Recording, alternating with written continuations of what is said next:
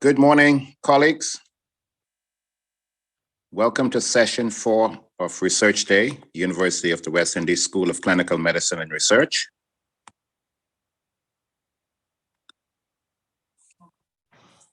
We're gonna be starting soon. We're running 4 to 5 minutes late, but we're gonna start with our second speaker. My name is Dr. Paul Ward. I'm the Medical Service Advisor at the Public Hospitals Authority and a consultant obstetrician and gynecologist. Our first speaker today is Professor Cox, but we're going to go to our second speaker, Dr. Kyle Kerr. And Dr. Kerr is going to speak on an exploration of perceptions and challenges faced during the patient referral process in the emergency department among physicians at the public hospital in the Commonwealth of the Bahamas. All right. So good morning, colleagues. My name is Dr. Kyle Kerr, emergency medicine physician, and I am here to present my research topic entitled An Exploration of Perceptions and Challenges Faced during the patient referral process in the emergency department amongst physicians at the public hospitals in the Commonwealth of the Bahamas. Of full disclosure, I have no actual or potential conflicts of interest in relation to this presentation. And as we know, the emergency department involves a fast-paced environment that is often fraught with ongoing challenges. This includes patient referral process amongst emergency physicians and inpatient clinicians. Poor or ineffective communication skills amongst physician colleagues have been identified as key elements, and an inefficient patient referral process has the potential to produce undesirable effects. And so in review of this topic, what we found was that there were numerous studies that were identified regarding the patient referral process in general. However, none of these studies fulfilled the search criteria which were conducted in the Bahamas or nearby regions within the Caribbean. What we did find was that there were studies, a study by Lawrence et al. In 2015, who conducted a qualitative study exploring the nature of communication between Australian physicians. And what they found was that communication was identified as a key component in effective patient referral process. The inadequacies of the referral process hence results in the loss of focus on the patient. Chan et al. In 2013 conducted semi-structured interviews with focus groups, and the studies identify two major relationship-related themes of familiarity and trust. They concluded that the relationship status amongst physicians had a strong influence on the emergency department patient referral dynamic. And Croft et al. In 2013 identified key contributing components which challenged the referral process. And these included, as you can see, communication, interpersonal relationships, inaccurate information, the rate of staff making those referrals. And what was the rationale for the study? Well, there were anecdotal concerns that have questioned the integrity of the referral process between emergency physicians and their inpatient colleagues.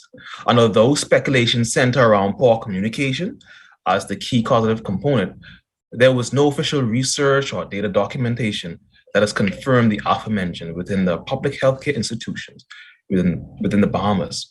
And so my research hypothesis was that the referral process between emergency physicians and the in-house clinicians at the public hospitals in the Bahamas is challenged, and communication is a key underlying causative agent. My objectives during the study were, one, to describe the clinical and socio-demographics of the study's participants, to determine the physicians' perceptions of the patient referral process in the emergency department. 3, to describe specific challenges faced by physicians during the patient referral process. And 4, to explore feasible suggestions on how to improve the patient referral process. This was a prospective descriptive study in which participants were voluntarily garnered through a convenience sampling from a population of full-time public hospital employed physicians, in which physicians involved were surveyed using standardized questionnaire, and the data was analyzed using quantitative data analysis techniques.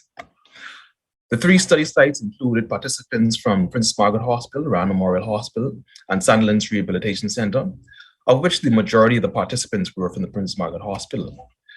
Only physicians who played a role in the patient referral process were included in the inclusion criteria, and this included full-time senior house officers and registrars, and physicians working in the emergency department at the Rand Memorial and Princess Margaret Hospital, as well as the various specialties as listed here. Those participants who did not meet the inclusive criteria were in the exclusive criteria.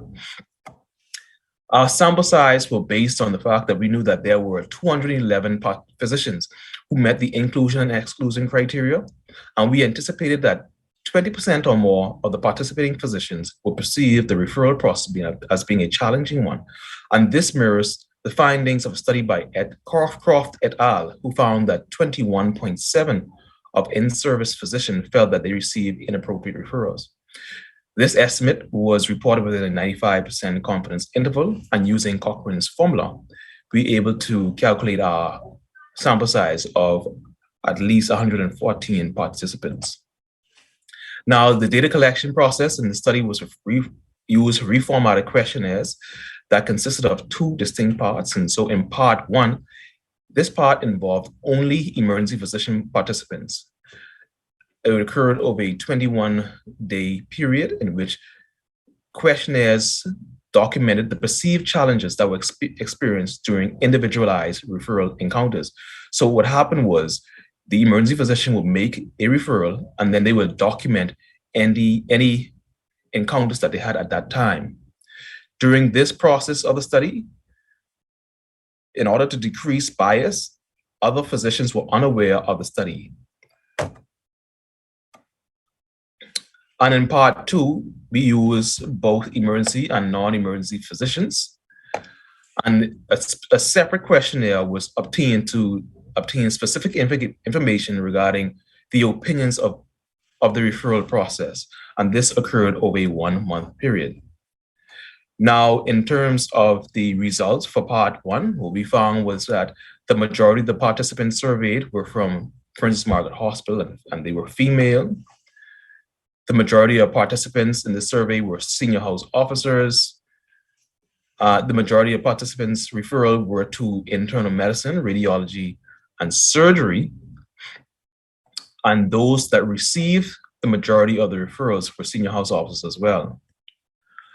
One of the key things that we found out was that out of 298 referral events, the median number of emergency physicians strongly agreed with the fact that the referral process went well, as opposed to the referral process not going well.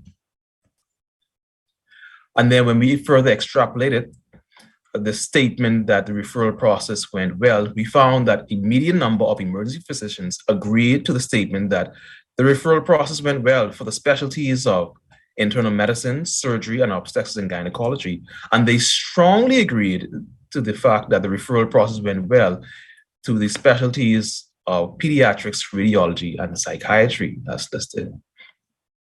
Now, as it relates to the second component of this questionnaire, where both emergency physicians and non-emergency physicians were surveyed, we found in terms of demographics, the majority of the participants were non-emergency physicians and they were female. Again, the majority of the participants who participated in this survey were senior house officers. Those who contributed to this survey in terms of specialty, the majority were internal medicine, pediatrics, and surgical specialties. And what we were able to determine was that on average, emergency physicians made a median of 2 to 4 referrals per shift and encountered 1 to 2 problematic referrals per shift, while specialty physicians received a median of 1 to 5 referrals per their on-call shift and encountered 1 to 4 problematic referrals per their on-call duty. Now, the relationship between the referring physician's socio-demographic variables and the number of problematic referrals were also assessed. And overall, what we found was that female emergency physicians significantly received more problematic referrals than their male counterparts.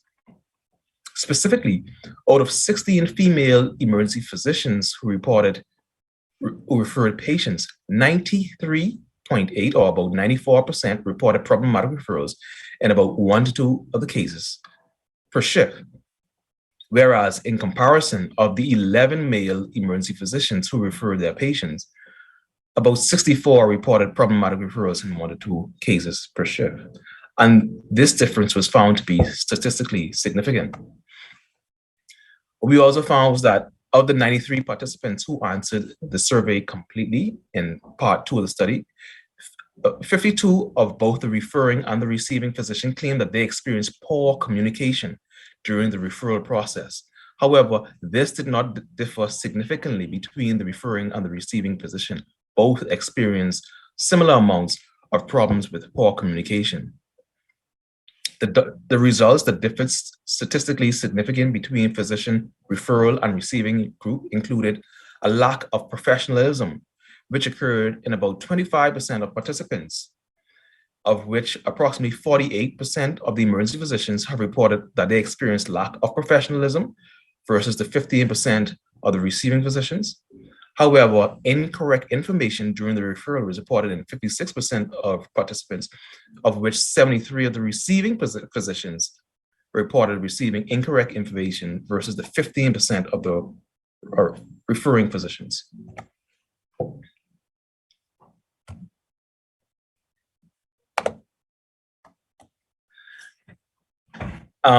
There were other comments in terms of specific communication problems that are listed here, a few of which include lack of understanding of the referral process, incomplete dissemination of important information, and the referrals not being made to the appropriate services.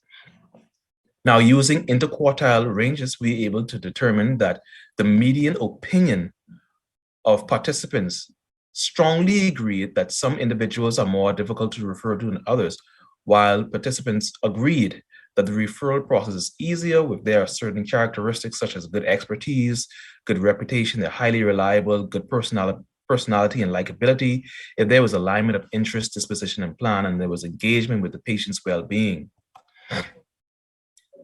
In this section, there were comments for suggestions, a few of which included a consistent review with a senior physician prior to the referral, if there were formal teaching on how to give or receive referrals, and clear admission guidelines. And so in terms of our discussion, what we found was that a significant number of referrals made in the emergency physicians experienced some degree of difficulty. This varied between the emergency physicians and their specific specialties, between genders within the department, and between various grades of staff. Emergency physicians reported that there were problematic referrals in about half of their referrals, and female physicians reported significantly more problematic referrals on average. And a study by Chadwick et al. Proposed reasons for implicit bias and stereotypes between gender experience in the hospital workplace. And they suspect that the reason for this is because procedural specialties are perceived with more authoritarian than non-procedural specialties, and are therefore more in favor skewed towards men. Now, there are common themes that emerge amongst emergency physicians who participated in the study. The main difficulty faced during the referral process was related to variations in personality traits.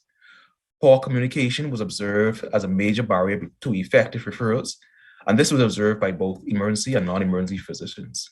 And a study by Reed et al. Corroborated these findings, as they found that variations in personality traits by the receiving physician was a key problem that affected the referral process.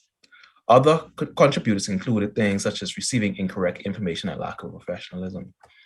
In terms of recommendations, in terms of improving the referral process, we suggested that training on gender sensitivity in the healthcare practice, workshops, seminars on improving interpersonal skills and communication, implementing institutional guidelines that formalize the referral process, and enhance oversight and mentorship of junior physicians. Limitations included the fact that the Ramon Memorial Hospital sustained significant damage during Hurricane Dorian. Staff from the various departments had to be relocated to other institutes, and as a result, staff numbers decreased, which directly affected the predetermined sample size, as well as our results, as a result of the abrupt implementation of the travel restrictions, many of our questionnaires did not reach the designated target population. And this was restricted and also affecting our sample size. I would like to acknowledge my supervisors, Dr. Michelle Sweeting, Dr. Raquel Davis, and Dr. Morton Frankson, and the many physicians that took time to participate in the study.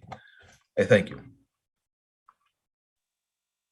Thank you very much, Dr. Kerr, for that important research and overview. We know that the emergency room, which is the face of our hospital, is often challenged by patients who complain about long waiting times. And we also are aware that in the referral process, there are a lot of other issues that has to be addressed or considered, such as waiting for labs, waiting for radiological procedures before patients are referred or disposed of.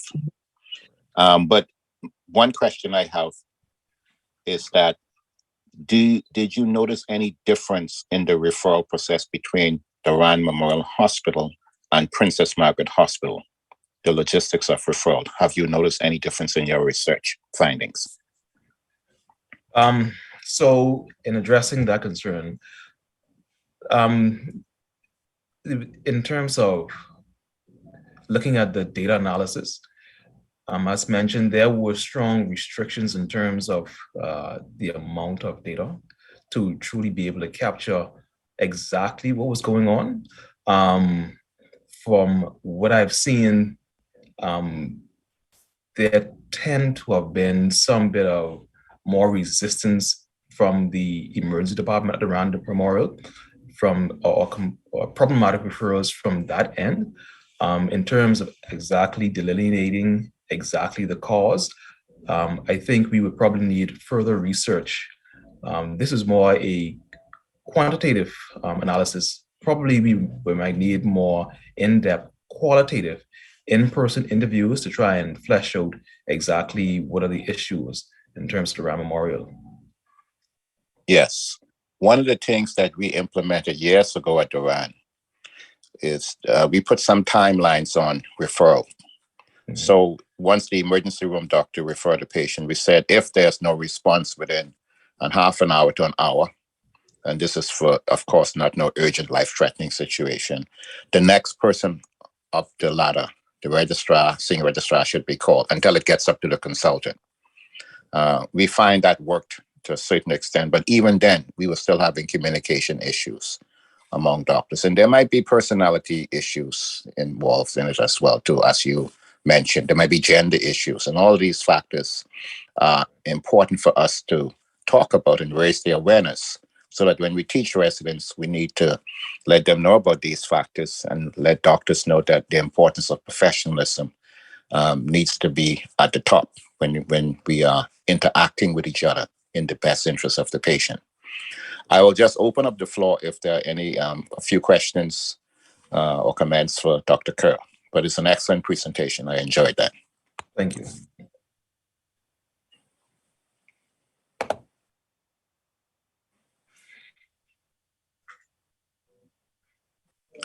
Okay.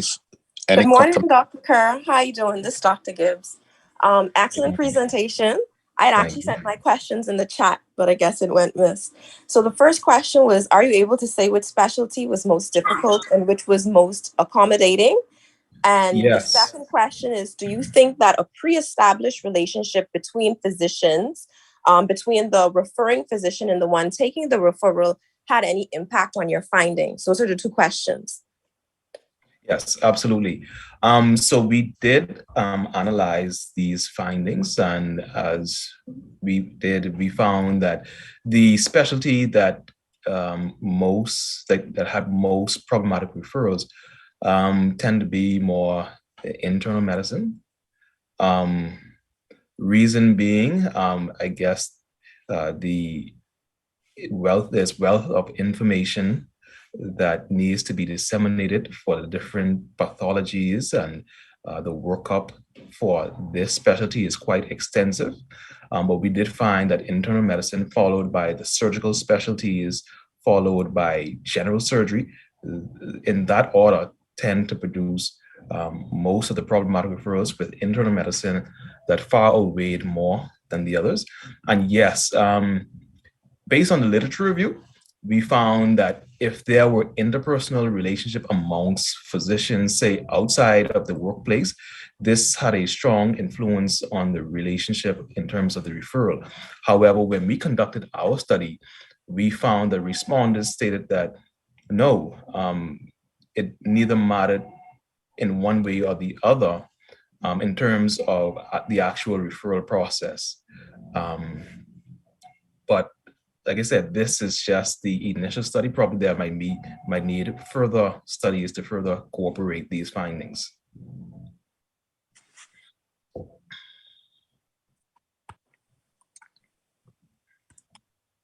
Thank you. Excellent. Are there any other questions or comments for Dr. Kerr? Just one question. This is Dr. Srikant, if I may. Yes. Go ahead, Dr. Srikant. Dr. Kerr, when these referrals are being made and these problematic referrals, has the senior most member in the accident emergency department reviewed the case and maybe connected with a senior level person at their level for the referring team? So, so it's customary that the junior physicians they consult with senior staff members before referral is met, especially those who are new into the department. For the first 6 months, each case that they would have to discuss the case with a senior physician. However, what tends to be the issue, the discussion occurs in terms of the patient management and the plan going forward and disposition. However, there isn't a discussion or a preempt in terms of how exactly to go about referring the patient. So all of the facts are relayed between the junior and the senior. It's just that the conversation isn't had in terms of how exactly you put together your package when you are actually referring the patient. And this might be one of the key problems in the referral process. I was just about to allude, and thank you for bringing that point. And the arbitrary time of 6 months, I would also say that that's probably not enough for a junior physician who is coming into an accident emergency where they get to see everything from head to toe. And it's an undue burden placed on them. And therefore, I think a lot more involvement from the senior staff might help this process a little better. Understood. Thank you. Yeah. I think Dr. Krista Wells just corrected that and said it's after 1 year rather than 6 months.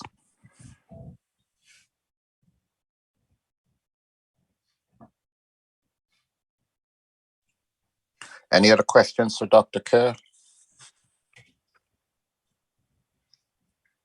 Okay, well, thank you very much, Dr. Kerr, for that very interesting presentation, and we wish you all the best in your program, in your DM program, and we hope that your further research will help to eliminate, sort of to illustrate the challenges that we have in the emergency room departments. Thank you very much. Thank you.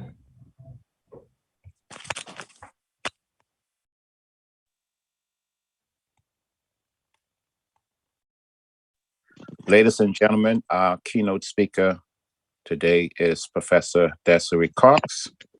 Professor Cox is a Rhodes Scholar, a medical doctor, scientist. She is a published author and global thought leader with over 25 plus years of experience in biomedical and regenerative health solutions. She earned her degrees from McGill University in Canada, Oxford and Cambridge Universities in the UK. Prof. Cox is a founder and CEO of HealLinked Future Health Innovation Summit, now HealLinked 360, since 2015. She has focused on regenerative health and spearheading innovative platforms for scientific research on cross-disciplinary regenerative biomedical modalities that support optimal health. Prof. Cox currently chairs the Joint National Medical Ethics Committee and the National Stem Cell Ethics Committee of the Bahamas. And she is a consultant to the Bahamas government in the Office of the CMO, Ministry of Health and Wellness. A true polymath, Prof. Cox has been recognized by the British Medical Journal as a Renaissance woman for her application of psychological medicine to real-world problems, and was honored by Pembroke College, Oxford University in 2017.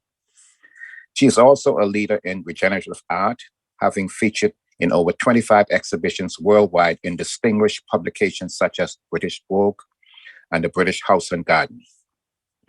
In 2018, Prof. Cox was an invited presenter at the prestigious 4th Annual Vatican Conference, Unite to Cure, a global healthcare initiative alongside speakers such as Tony Robbins, Dr. Peter Diamandis, Dr. Deepak Chopra, and Dr. Sanjay Gupta.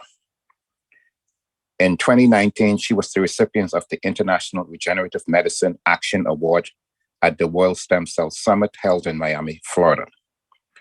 Prof. Cox has published numerous articles in academic journals and has been a guest lecturer at several respected universities and institutions, such as Oxford University, La Sorbonne University in Paris, France, and the Hong Kong Polytechnic University. In 2013, the Bahamas, Prof. Cox place of birth issue a 70-cent stamp in circulation bearing her photograph. Very importantly, and most importantly, Prof. Cox is a graduate of Queens College, Nassau, Bahamas. Ladies and gentlemen, please welcome our key speaker, Professor Desiree Cox, who will speak on the topic, Navigating the National Ethics Committee. Professor Cox. Thank you very much, Dr. Ward, for that introduction, and of course, a proud QC graduate. I absolutely am. So I want to dive into a few things and say, can you minimize that a little so that I'm not distracted by looking at myself in the mirror? Good.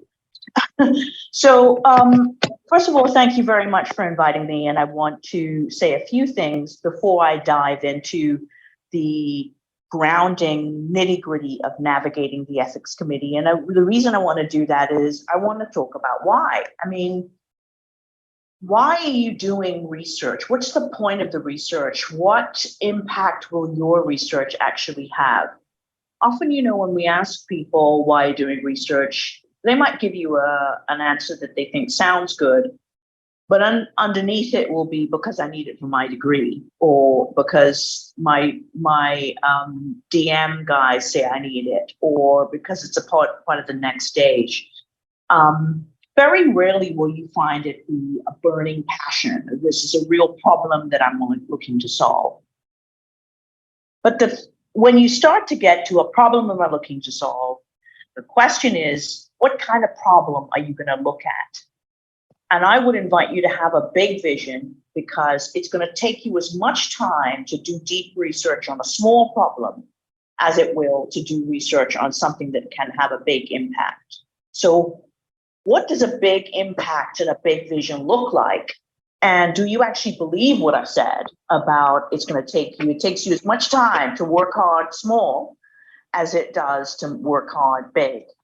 But there's a key component that you're going to need to have your small focus, or your narrow, your singular, detailed focus, have a giant exponential impact. And we're going to get through that. So today I'm going to talk about some trends I need you to pay attention to.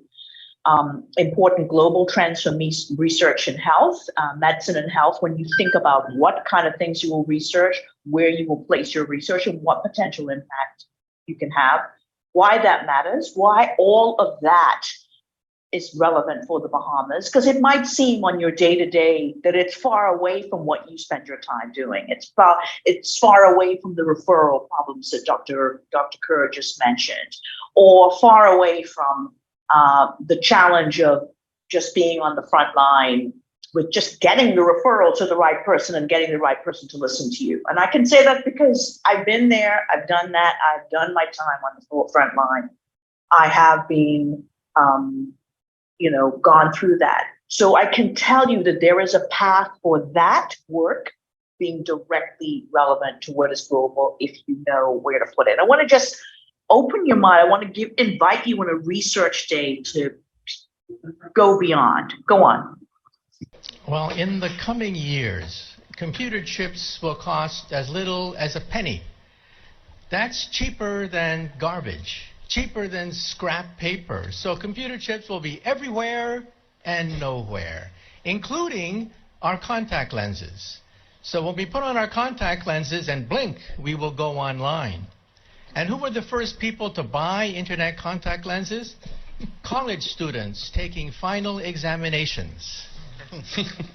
This means that my students will blink and they will not have to memorize all the things I've been talking about. This is going to revolutionize education because we cannot force students to memorize things that they can simply blink and get. And then if you feel sick, you will blink and see RoboDoc. RoboDoc is artificially intelligent. Talks to you in plain English or Russian or whatever, speaks any language, accesses the entire internet for sound medical advice, almost for free. This is going to revolutionize the medical establishment. We'll still have doctors, but doctors will use RoboDoc as an aid. And if you're in a car accident in a foreign country, you don't speak the language, you'll talk to your wristwatch and talk to RoboLawyer. RoboLawyer understands the law in any country, in any language. In fact, I personally believe that artificial intelligence, the robotics industry, will eventually become bigger than the automobile industry of today, because your automobile will become a robot. You will talk to it. You will argue with it. You'll have discussions with your car about the best route to take. And when you want to park the car, you simply tell your car, park yourself. And the car parks itself. This is going to revolutionize urban economics when you don't have to worry about parking anymore. And then the next organ to be digitized is the brain. You may not know this, but 2 years ago, scientists were able to upload the first memories. Memories can now be uploaded and downloaded. This makes possible BrainNet. BrainNet could be the next step in the evolution of the internet. Instead of zeros and ones, instead of text, you'll put emotions, feelings, sensations, memories. Teenagers will go crazy. Teenagers put happy faces at the end of every sentence. Why bother to do that when you can put the emotion of your first dance, your first kiss, your first whatever, right there on the internet? And so in the future, when you walk into a room, you will mentally command the internet. You'll take dictation mentally. You'll turn things on, turn things off, communicate with other people. People will think of you as a wizard of some sort, mentally communicating with everything around you. That's BrainNet. And then biotech is being digitized now. We can create a human body shop. We can create from your own cells, so there's no rejection mechanism. We can create skin, bone, cartilage, noses, ears, blood vessels, heart valves, bladders, complete windpipes can be grown in the laboratory. The next organ to be grown, by the way, is the liver. So for all you alcoholics in the audience, take heart. We may be able to grow your next liver. So you get the point. I want to draw your attention to something that you can read on your own to give a broader sense of how this works. And this is Rethinking Humanity. And I want you to think of all of this in the context of what work you do and how you do it. So we are moving from our current paradigm, which you can see as an extraction paradigm. We take stuff, we take our food, we take our gas, et cetera, from fossil fuels. We take things from the earth, we extract it. We also take cells from humans and we manipulate or break them down, and then we repackage them and put them someplace else. The future paradigm, which you were hearing a moment of, which is creation-based, means that we build those blocks out from electrons from ground materials. Instead of depleting resources and looking at supply chain limitations and all those things that happen with logistics when you have to take something out of somewhere else, break it down, repurpose it, and move it somewhere else. We will be operating more from networks and information, which is a different way of sourcing, a different way of thinking. The one I want you to pay attention to, which is relevant to the Bahamas and to you right now, right here, is geography. Up until recent, it really mattered where you worked, where you were doing what you were doing, that you were networked in the big boys league with the right places. And there were certain places that were not of a competitive advantage. One of the advantages that makes developed countries very nervous and should make you very excited is the difference that geography will make, which means that geography will cease to have the kind of competitive advantage that it did have. This is all very relevant for you.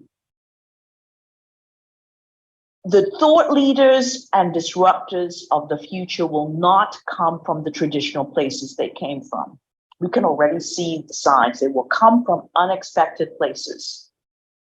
And the reason they will come from unexpected places relates to one is this area of longevity.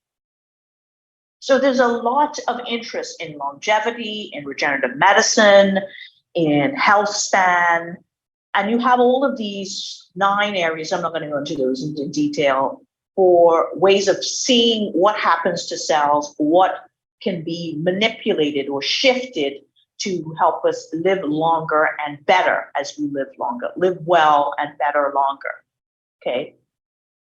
You have all of those biomarkers. All of a sudden, the industry of biomarkers has completely exploded. So biomarkers it's fine to say these things, but how am I going to know when I get there? How am I going to know the best marker to determine efficacy or how well a treatment is working?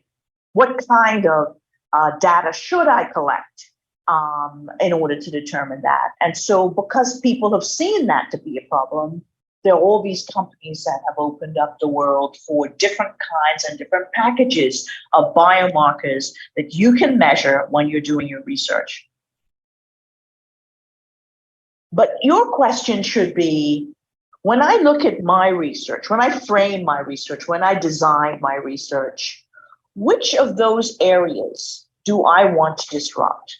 Do I want my research to disrupt or connect the dots between living longer, better, and being of African descent, what is now known as Afro-longevity? Because in certain diverse and ill-represented, poorly represented groups, we know the level life expectancy has always been longer. And what we can see in those works is when people are designing their health span, regenerative medicine, longevity-based research, they are not looking at those populations or involving those populations. Do I want my work to impact that area? Do I want my work to be a part of the organizing system? That talk from Dr. Kerr fits into the box of the organizing system. The extent to which any technology will succeed is based more. The technology shows you what's possible. The operating system shows you what's likely. And the operating system is the organizational, the organizing, the governance, the quality control system. That actually tells you the extent to which that technology will come alive, will be realized.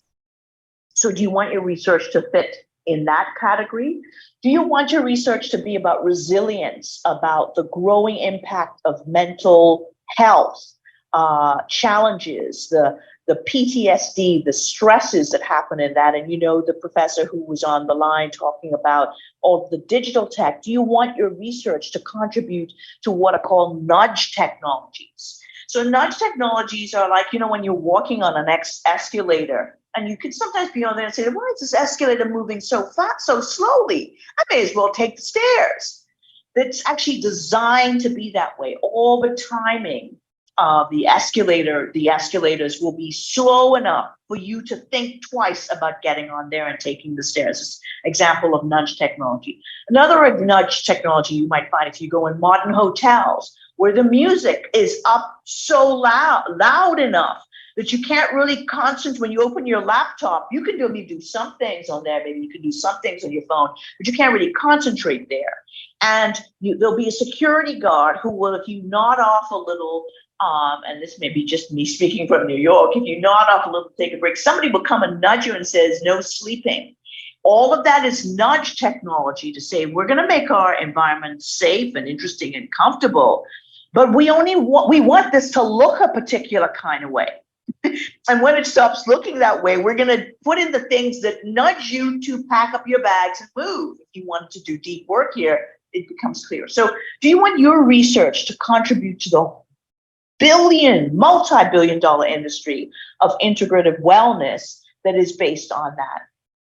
That choice is yours. So first, this opening up the conversation is about choosing a big problem. Choose a problem that's big.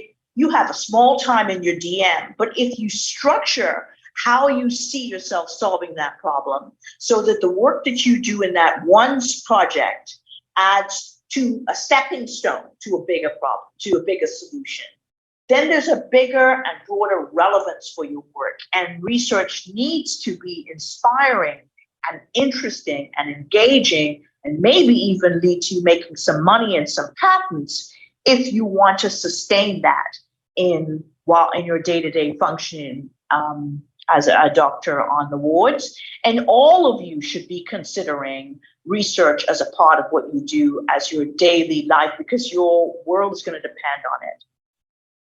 So let me get to the specifics of that and its relevance to the Bahamas.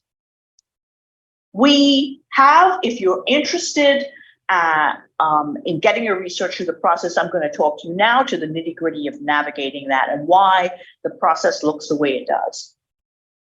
Way back in 2013, 2014, and it actually came into being in 2015, January 2015, the National Stem Cell Ethics Committee was established by law to deal with any research, any actually program that was related to stem cells. That quickly became any program that was related to regenerative medicine. And one of the core areas of that work was if you were an international company and you wanted to do that kind of work, you had to partner with a Bahamian clinician. The reason we structured it that way was so that that knowledge would begin to grow and live and seed in country, that there would be not a trickle down, but an ongoing evolution of Bahamian expertise in this future technology.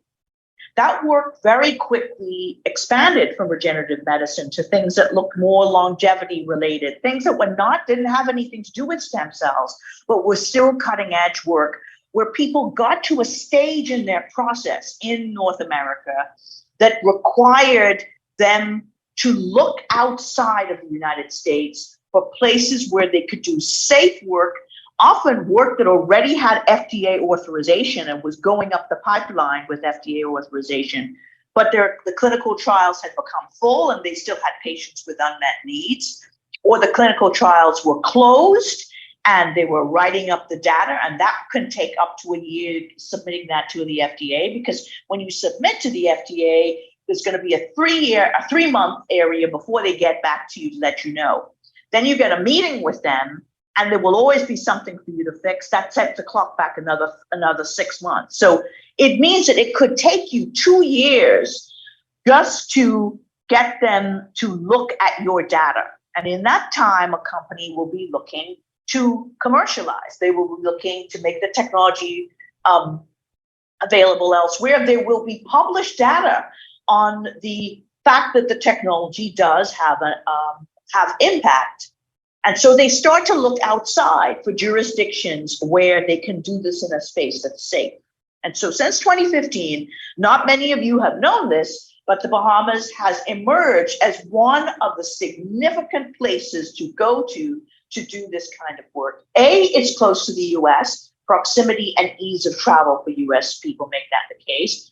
B, we have a regulatory oversight so that somebody is keeping an eye on what is going on with that work. And there is a clear, structured process to get from your idea and your partnership with a Bahamian clinician who is board certified, is registered by the medical council, and has a practice in country, so that Bahamians are getting to be involved in that, and your reporting structure.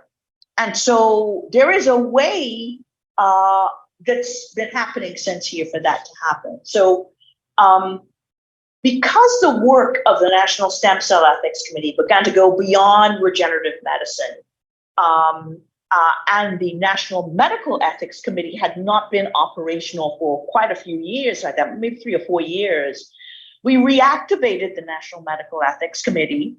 But we have a small country. The Stem Cell Ethics Committee is comprised of all kinds of local and international doctors. Dr. Ward is on the committee, a part of the joint committee. Many of our partners are international experts. We're a small country. Instead of having multiple committees, my decision was we will make this a joint committee. The committee will put on its medical ethics hat when there are applications that have nothing to do with stem cells that reach the level of national significance. And when it is stem cell and regenerative medicine, it's the same committee, it's the same growth of resources. That will be the case. That committee will be connected to the Pharmacy Council. We'll have a representative there. We'll be connected to the Public Health Hospitals Authority. We'll have a legal component there because sometimes there are legal issues. And we'll be connected to the Bahamas Hospitals and Health Facilities Foundation, because all of these people should have registered, properly managed healthcare facilities. That shouldn't be going, undealt with. So that's what we have had here that you may not know of. We then made the decision that this all needs to be digital. Go right back from the beginning of what you heard is on the horizon. So much of this is we rationalize the paperwork, the applications are the same, but so much of this needs to now all of it be digital. Every day I am processing or looking at applications from people who are DM students who have already come through the Public Hospitals Authority, UWI Ethics Committee. That is great. And they've been told there's something they need to do with Dr. Cox to get that letter that says they're finally able to go into the hospitals. The reason we have you complete that whole form and not repeat the ethics process, because you've already gotten ethics approval, and we in no way want to undermine the Public Hospitals Authority, UWI ethics process. But the reason we add that there is so that the materials are all there for a national registry of all research projects. And that information is structured in very specific categories that every research project, whether it be a qualitative or quantitative project or a stem cell or regenerative module, all of it fits into the same categories and can be uploaded. We are preparing for that, which is why we simply ask you to send that, complete that form, we look at it, and then without putting you through another ethics committee process, we will, unless there are things that jump out that we think must be fixed, we simply issue you a letter that also has a unique registration tag. If any of you start to publish your work, and I really hope that you will, when you get to the journal, you'll be asked for your IRB approval. And most journals will expect your IRB approval to have a legitimized unique registration tag number. My approval is blah, blah, blah, blah number. You can't really just cite the letter of the Ministry of Health letter that you got or something by somebody with that. You actually need a unique tag number that should stay with that research throughout the whole life cycle of that work. And so that's what that approval letter gives you for that point of view. For you who are looking to go beyond that, and all of you, even if you're medical students, should be looking at how your research can have the biggest possible impact. here's a broad graphical process you need to know. So you're the digital identifier I've talked about. It's the joint track. Everyone is going through the same track to avoid confusion. We meet once a month on the first Wednesday of each month, by the way, so that we process whatever is there. We need the application materials in at least 2 weeks in advance so that our members can look at it. We all are meeting via Zoom. We have done that via Zoom since about virtually since about 2018, 2019, because the group is international. And once that's over and you have your letter, we send you on your way to start. You have clarity on now I can start. And when you're done, the expectation is a report. And we have not really had the kind of, we need the strengthening to enforce the requirements of the reports, because that, that would mean kind of tracking lots of people down to do that. We don't yet have that. So here is the final piece for what you need to have you'll have your work do bigger impact. And Dr. Kerr, I keep referring to you because I had the gift of having you go before me. His talk really alluded to what it is, and it's personality. This is all about humans. No matter how we try to make research and whatever we're looking at above, I love that category of professionalism, which is that somehow they're not humans. It's human beings doing human stuff with each other in all those human ways that we know and love. Okay. I will do work with Joe because I know who he is. I liked, Mary at a conference and we really hit it off. So let's do some work together. All of that actually matters. That is a key component, which we see as networking, but it is just human beings creating stuff together. So what I noticed that most people are missing here is the platform for that to happen in their country. Most people will get on a plane and travel to a conference elsewhere. That is now prohibitively expensive because of air travel, but also because of the proliferation of relevant meeting and conferences you could go to. We get past that by connecting to many of them virtually. But we're also doing this work that professor at the beginning talked about in this country, in your backyard since 2015. And most people don't know that. And so pick research projects that beg belief for me when I know this cutting work, edge work is happening right here. So I want you to save that date, because since 2018, we've been having the Future Health Innovation, Healing Future Health Innovation Summit in the Bahamas. Most people don't know about it, but Dr. Moxie each year has tried to bring more medical students along to have them sit in the space. It was at Melia the first year. It was at Bahama in 2019. Usually has been in October. To avoid the hurricane, I've shifted the dates to April. And this year, we will be reactivating it post-pandemic, April 17th to 19th. And I've been in conversation with Dr. Brown, Dr. Cinquay Brown, for us to have, carve out within that a specific grand round, 8 a.m. to 10 a.m. on the Wednesday when you're used to having your grand rounds, for which you can come to Paradise Island, get your 2 CME points, and you can be at the summit throughout the entire period to get to know, to hear what's going on, to interact with people who are actually doing work here and partnering with Bahamians and want to partner with more Bahamians, so that when you chart your course as a young doctor or an established doctor, you can actually be a part of what the future that we're creating that's happening right in your backyard. And that's really the bottom line of what I wanted to say in terms of navigating the research project and process. So questions, any questions for me? Thank you very much, Professor Cox, for that very informative talk. You've given us a peek into the future with respect to artificial intelligence, technology.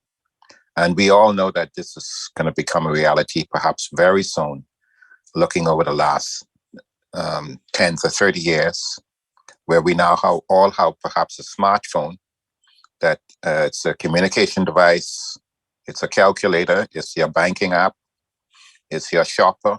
You can do a lot of things on a smartphone. We never knew we could have one device that can do so many things.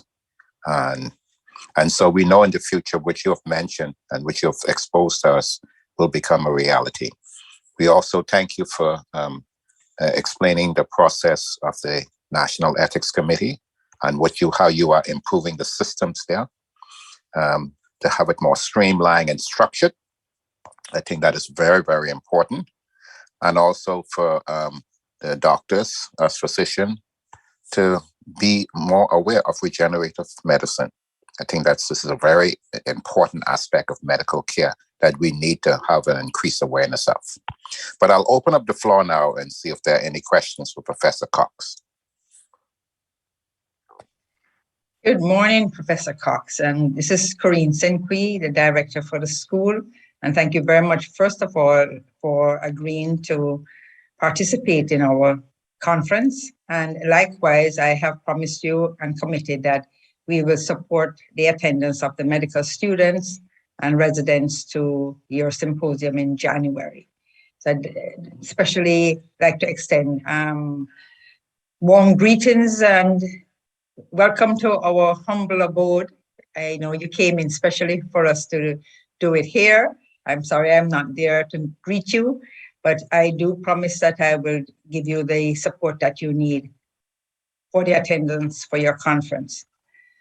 The only thing that I'd like to ask is how best can we work with you at the National Ethics Committee level to prevent delays in the processing for approval of the projects? Because I know that that is seen as an onerous step. And I'm hopeful that we are able to come to some agreement and some process that will improve on that. Very much for that question. It's a very, very on-point question, Dr. Brown. One of the things that we started with, because we had some glitches with how to make this best work on the DM side and with the doctor side, because of a lack of understanding of what it is you needed, which was slightly different to what we needed. And so one of the agreements, Dr. Pinda Brown, Dr.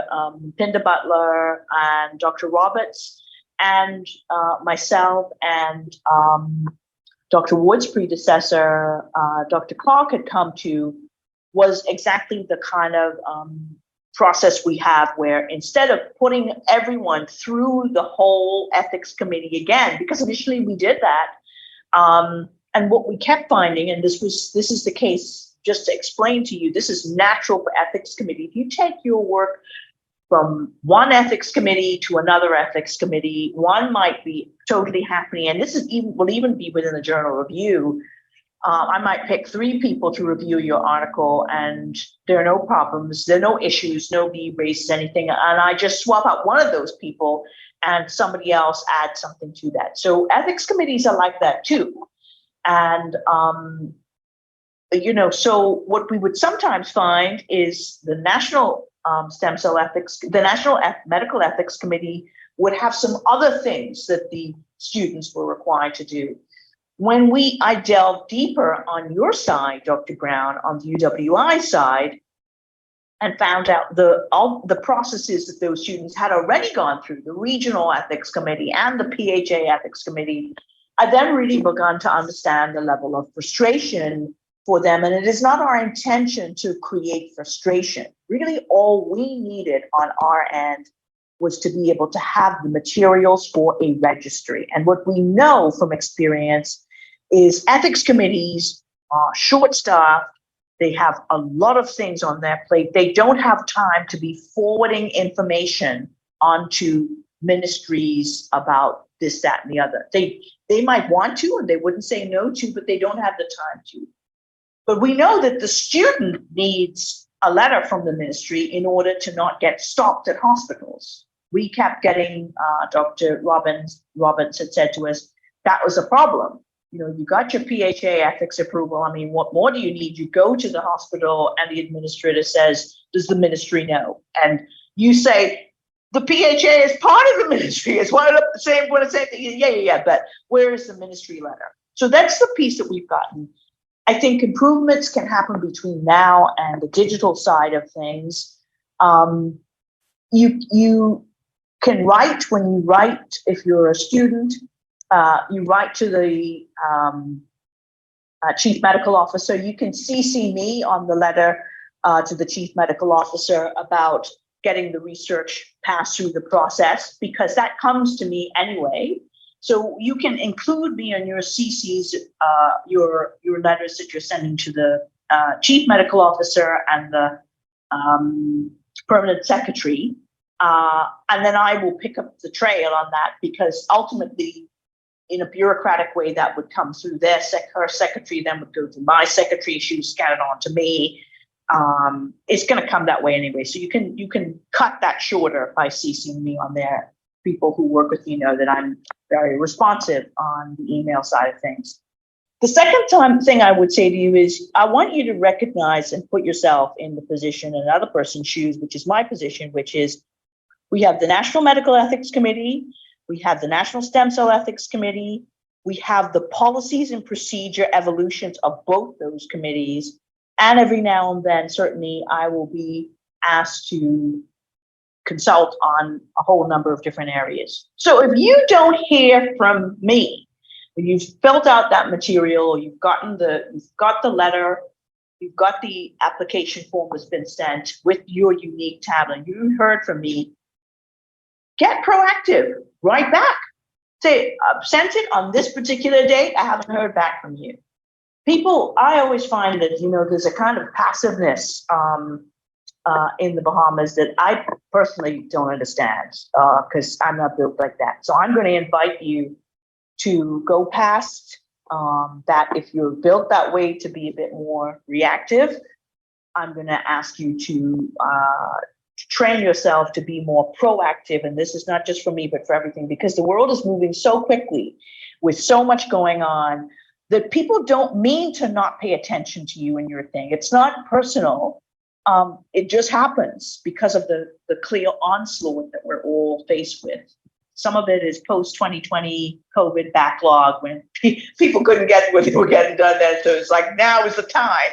And some of it is just the flow of things. So be proactive. If you have sent it to the CMO with myself CC'd and you haven't heard from anyone, myself or anyone else, write to me directly and say, I wrote to so-and-so and I haven't heard anything, etc. If you heard from me and you got the letter, you got the approval, the application form, and you got your unique tag number, and you filled it out, maybe, and you sent me all the stuff and you haven't heard back, write again. I sent it to you on that particular date. I haven't received it yet. Where are you with the process? If you haven't heard from me again, you write again. I'm inviting you to be proactive until you get what you need, because it is my intention in this period while we're getting it digital to get you what you need in the fastest possible time. But I'm dealing with that from everyone. So I have no objection and take no offense to letters being written to say, we asked for it on this date. Where are you with it? We haven't heard from you on that. Everyone who knows me will know that, that's perfectly fine. But those of you who don't, do that until we have our digital system. And we certainly we're writing to the minister to get some support for that.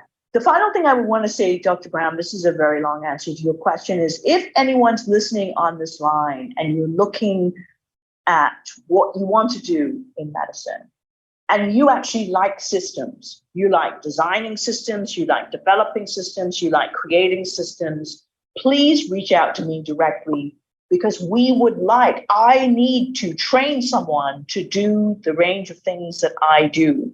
I want to train several people to do that as we grow this system for the future, because there's only going to be more of it. And if you're medical and you have the huge advantage of being a part of the language, understanding the language, understanding the nature of what the medical practice is, and you're also interested in systems, I'm very interested in hearing from you, because we would like to source from your group.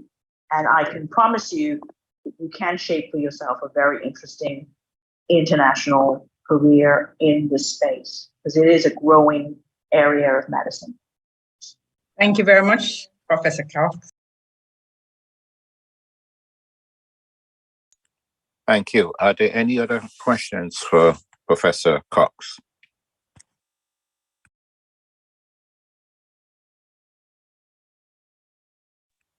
Okay, well, Professor Cox, we want to thank you very much for that enlightening lecture. We have learned a lot. I've enjoyed it, and I'm sure most of the residents here have enjoyed your lecture as well. We look forward to your conference next year and to supporting your conference in 2023. Thank you very much, Dr. Ward. Thank you, Dr. Brown, and thank you for the team for inviting me. And it's always a pleasure to interact with you. I look forward to seeing you in April 23. Cheers. Bye-bye. Thank you. Okay, moving right along. Before we move along, let me state also that Dr. Kyle Kerr has completed his doctorate of medicine in emergency medicine, so I apologize for thinking he was a resident. He is already trained, has received his postgraduate degree. Apologies, Dr. Kerr. The next speaker is going to be Elindera Ferguson Knowles, and she will speak on the knowledge, attitude, and practices of antibiotic use among patients at Agape Family Medicine Clinic in New Providence, Bahamas. Welcome, Dr. Ferguson Knowles. Good morning. I am Dr. Elindera Ferguson Knowles, and today I will be presenting the research conducted by Drs. Bell Adderley, Dean, Rigby Sands, Pinder Butler, Frankson, and myself. Our topic is the knowledge, attitude, and practices of antibiotic use amongst patients at Agape Family Medicine Clinic in Nassau, Bahamas.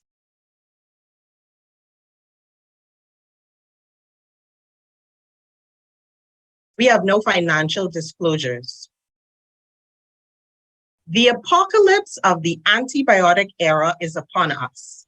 Widespread misuse of antibiotics has contributed to the alarming rate of rise in multi-drug resistant organisms. These superbugs are no longer responding to the safer classes of antibiotics, and that's resulting in longer treatment regimes, considerably longer hospitalization stays, and greater healthcare cost.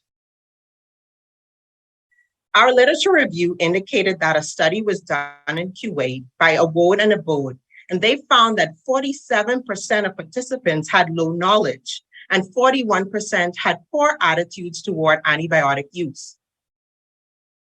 The aim of this study is to evaluate the knowledge, attitude, and practices of antibiotic use amongst patients at Agape Clinic. Our objectives is to determine the knowledge, attitude, and practices of antibiotic use, and also to determine if there's a correlation between the knowledge, attitude, and practices. Our research did not find any studies in the Bahamas related to our objectives, and it is expected that the results from this study could bring awareness to the dilemma of antibiotic resistance. A cross-sectional study design was chosen and a convenient sampling approach taken of patients at Agape Clinic. To be included in the study, participants had to be 18 years of age or older, a patient of the clinic, English speaking, and they had to have used antibiotics on at least one occasion. Utilizing Cochrane's formula, the minimum sample size was calculated, corrected for a finite population, and found to be 201. Assuming a 10% refusal rate, at least 224 persons would need to be approached in order to obtain the minimum sample size. The researchers obtained permission from a ward and abode to utilize their validated questionnaire used in the Kuwait study. Ethical approval was obtained from relevant parties, and participation in the study was voluntary. Descriptive and inferential statistics were calculated from the data set, and multivariate regression analysis was also done. So this is an outline of our scoring system we use to determine the knowledge, attitude, and practice levels. Participants correctly responding to 7 or more knowledge questions indicated high knowledge level. Responding favorably to 4 or more attitude-related statements indicated a positive attitude. And reporting appropriately to 5 or more scenarios indicated good practices. So let's look at our results. 183 persons were approached to participate in the study. 161 of them completed the questionnaire, and this gave us a response rate of 87%. Our demographics are displayed in the following charts. So the majority of participants were female, as you can see here, 81%. They were between the ages of 36 to 64. They were mostly single individuals, 41%, with at least a secondary level of education, 59.4%. They were mostly employed persons, but in non-healthcare fields, 88%. To examine the knowledge of participants, questions were asked related to antibiotic use, action, side effects, and resistance. This is a bar chart depiction of the responses, where the blue lines indicate correct responses and the orange lines incorrect responses. We see here that the majority of persons were aware that if they had an allergic skin reaction while using the antibiotic, they should be discontinued, 78%. However, we see in this bar chart, only 19% did not agree that antibiotics were effective against viruses. In our study, knowledge of antibiotics was found to be statistically significantly related to educational level. Specifically, participants with a tertiary level of education were more likely to strongly agree that antibiotics are effective against bacteria. Additionally, they were more likely to strongly agree that different antibiotics are needed to cure different diseases. In relation to attitudes toward antibiotic use, this bar chart demonstrates that 89% of participants did not prefer to be able to obtain antibiotics from relatives or friends without seeing a medical doctor. When participants were asked about their practices within the past 12 months, they overwhelmingly denied self-medicating, as you can see from the first 4 charts. 70% claimed that they completed their antibiotic course. Based on our scoring system, the participants in this study had low knowledge, but they had a positive attitude and good practices. So let's see how our study compares to the literature. 46.2% of participants believe that antibiotics effectively treated most coughs and colds, and this was similar to Asali et al. Moreover, even more participants, 54.4%, were convinced that antibiotics reduce recovery time for most coughs and colds. In comparison to Lingo et al., only 38% of their participants agreed. And this is possibly because physicians may have inconsistent inconsistent antibiotic prescribing practices here in the Bahamas. It was positive to see that 74.1% of our participants agreed that antibiotics are effective against bacteria. Passad et al. Had similar findings. However, 44.3% also believe that antibiotics are effective against viruses. This was less than our neighbors in Trinidad and Tobago, but these findings still demonstrate that there's confusion about the indications for antibiotics. In relation to attitudes toward antibiotic use, it was promising to see that 86.1% of participants trusted their doctor's decision if he or she decided not to prescribe an antibiotic. This was exceptionally higher than Award and Abode's findings. This may be due to cultural reasons, as Bahamians see the medical profession as a respected one, and they may trust their doctor's expertise. Notably, 76.7% of participants reported that they did not prefer to buy antibiotics without a prescription. And this was higher than that reported by Award and Abode. In this study, 29.8% of participants reported that they did not complete the antibiotic course, and 75% of them said they stopped because they felt better. Award and Abode found that 36% of their participants reported non-adherence. In this study, 15% of participants used leftover antibiotics to treat a recurrent infection or new infection. This is comparable to Abdul Karim et al., where 20.8% of participants used leftover antibiotics.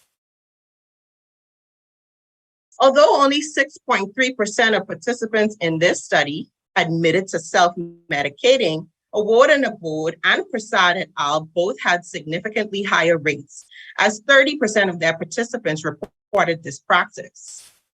Of the 6.3%, 50% of participants indicated that they obtained those antibiotics without a prescription from a pharmacy.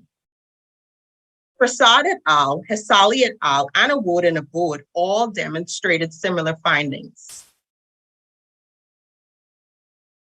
Relationships between knowledge, attitude, and practice were computed, and the study found that there was a statistically significantly weak positive relationship between knowledge and attitude. There was also a statistically significant moderate relationship between attitude and practice. However, there was no statistically significant relationship between knowledge and practice. The limitations of our study included the COVID-19 pandemic and Hurricane Dorian, which impacted our access to participants, as well as it may have impacted the participants' use of antibiotics. In conclusion, our study demonstrated that the majority of participants at Agape Family Medicine Clinic had poor knowledge, but they had positive attitudes and good practices.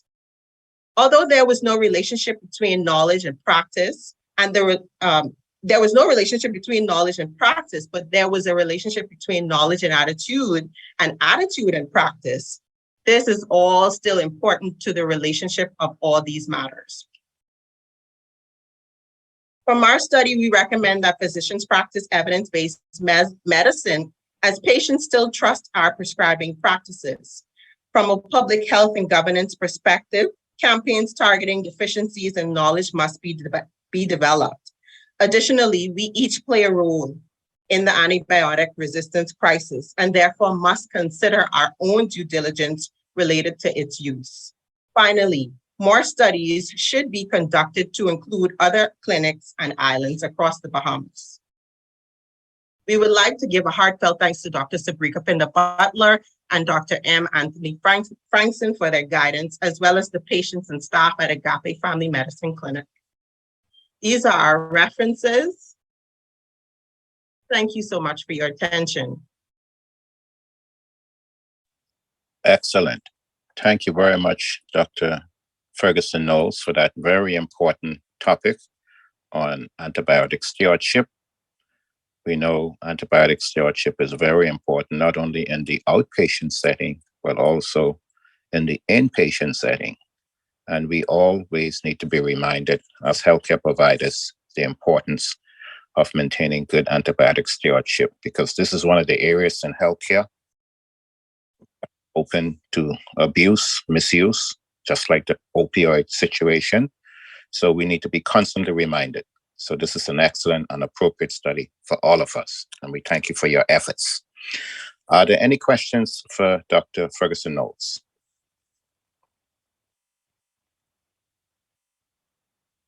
Okay, so there are no questions. Good morning. I had a question, Dr. Mortimer Mox here. Good morning, everyone. Dr. Knowles, you spoke about the abuse of antibiotics and the availability from pharmacies, without a prescription. Isn't that a breach of the Pharmacy Act? I don't know that act well, but what can be done? It's a pretty serious problem, and people are doing, obtaining prescriptions, antibiotic prescriptions without, physicians' input, or without a legal prescription. So what, we spoke about applying research to real life situations. Can you indicate, what you and your group are going to do about what you found? Thank you. Thank you for your question, Dr. Moxie. Yeah, I think that at a governance level, there needs to be a proper regulation of pharmaceutical distribution of antibiotics, stricter regulations, of course, because I know they do have regulations, but are they being enforced? That's another issue. I've spoken to pharmacists, and some of them do not give the antibiotics, but some of them do. And that's an unfortunate situation. And this is why this research is important to present to physicians and other healthcare workers, specifically to pharmacists as well, so that we all can be in the fight against antibiotic resistance by educating our patients that no, they don't need an antibiotic for this particular disease, but symptomatic measures can be used to treat it instead. And so it's just getting the information out there, ensuring that we can start creating flyers, creating billboards in order to get the information to stimulate persons' attitude to change towards antibiotic use, and then eventually their practice. Because as we see, once attitude changes, it can have an effect on practice as well. Yes, I may also add that in some countries, when you travel, you can actually see prescription antibiotics that are in the Bahamas on the shelves in supermarkets and pharmacies. You travel to Mexico, and you will see Augmentin and chloramphenicol and other prescription-based antibiotics on the shelves for people to buy as over-the-counter preparation. So it varies from country to country based on the country laws. But in the Bahamas, we know antibiotics in the Bahamas are prescription-based by registered medical practitioners. We must continue to teach our medical students and residents. Patients call you, I have the flu, I need some antibiotics. Resist the temptation. Antibiotics do not treat influenza. And we need to be aware of that, because Bahamians believe that the treatment for any illness that they have, they need some antibiotics. So it's important in our training that we try to do away with these attitudes and these cultural practices. But I thank you very much, Dr. Ferguson, also for this very important research topic. I think it's very important. We need to have it ongoing with regard to antibiotic stewardship. Dr. Ward, in response to your comment too, I think what we found was that delayed prescribing practices is also something to be considered. If you could tell the patient to wait 1 or 2 weeks 1 to 2 weeks. And if the symptoms don't subside, then here's an antibiotic prescription. And that helps them to wait instead of just getting the antibiotic right away. Yes, that's a good strategy. Yes, indeed. I agree with that. Well, thank you very much.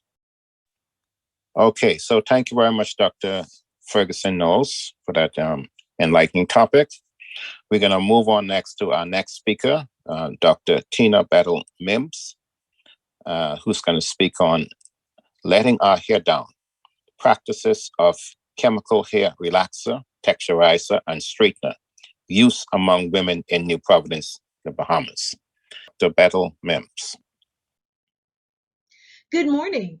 I am Dr. Tina Mims, and I will be presenting my research entitled Letting Our Hair Down, Practices of Chemical Hair Relaxer, Texturizer, and Straightener Use amongst women in New Providence, the Bahamas.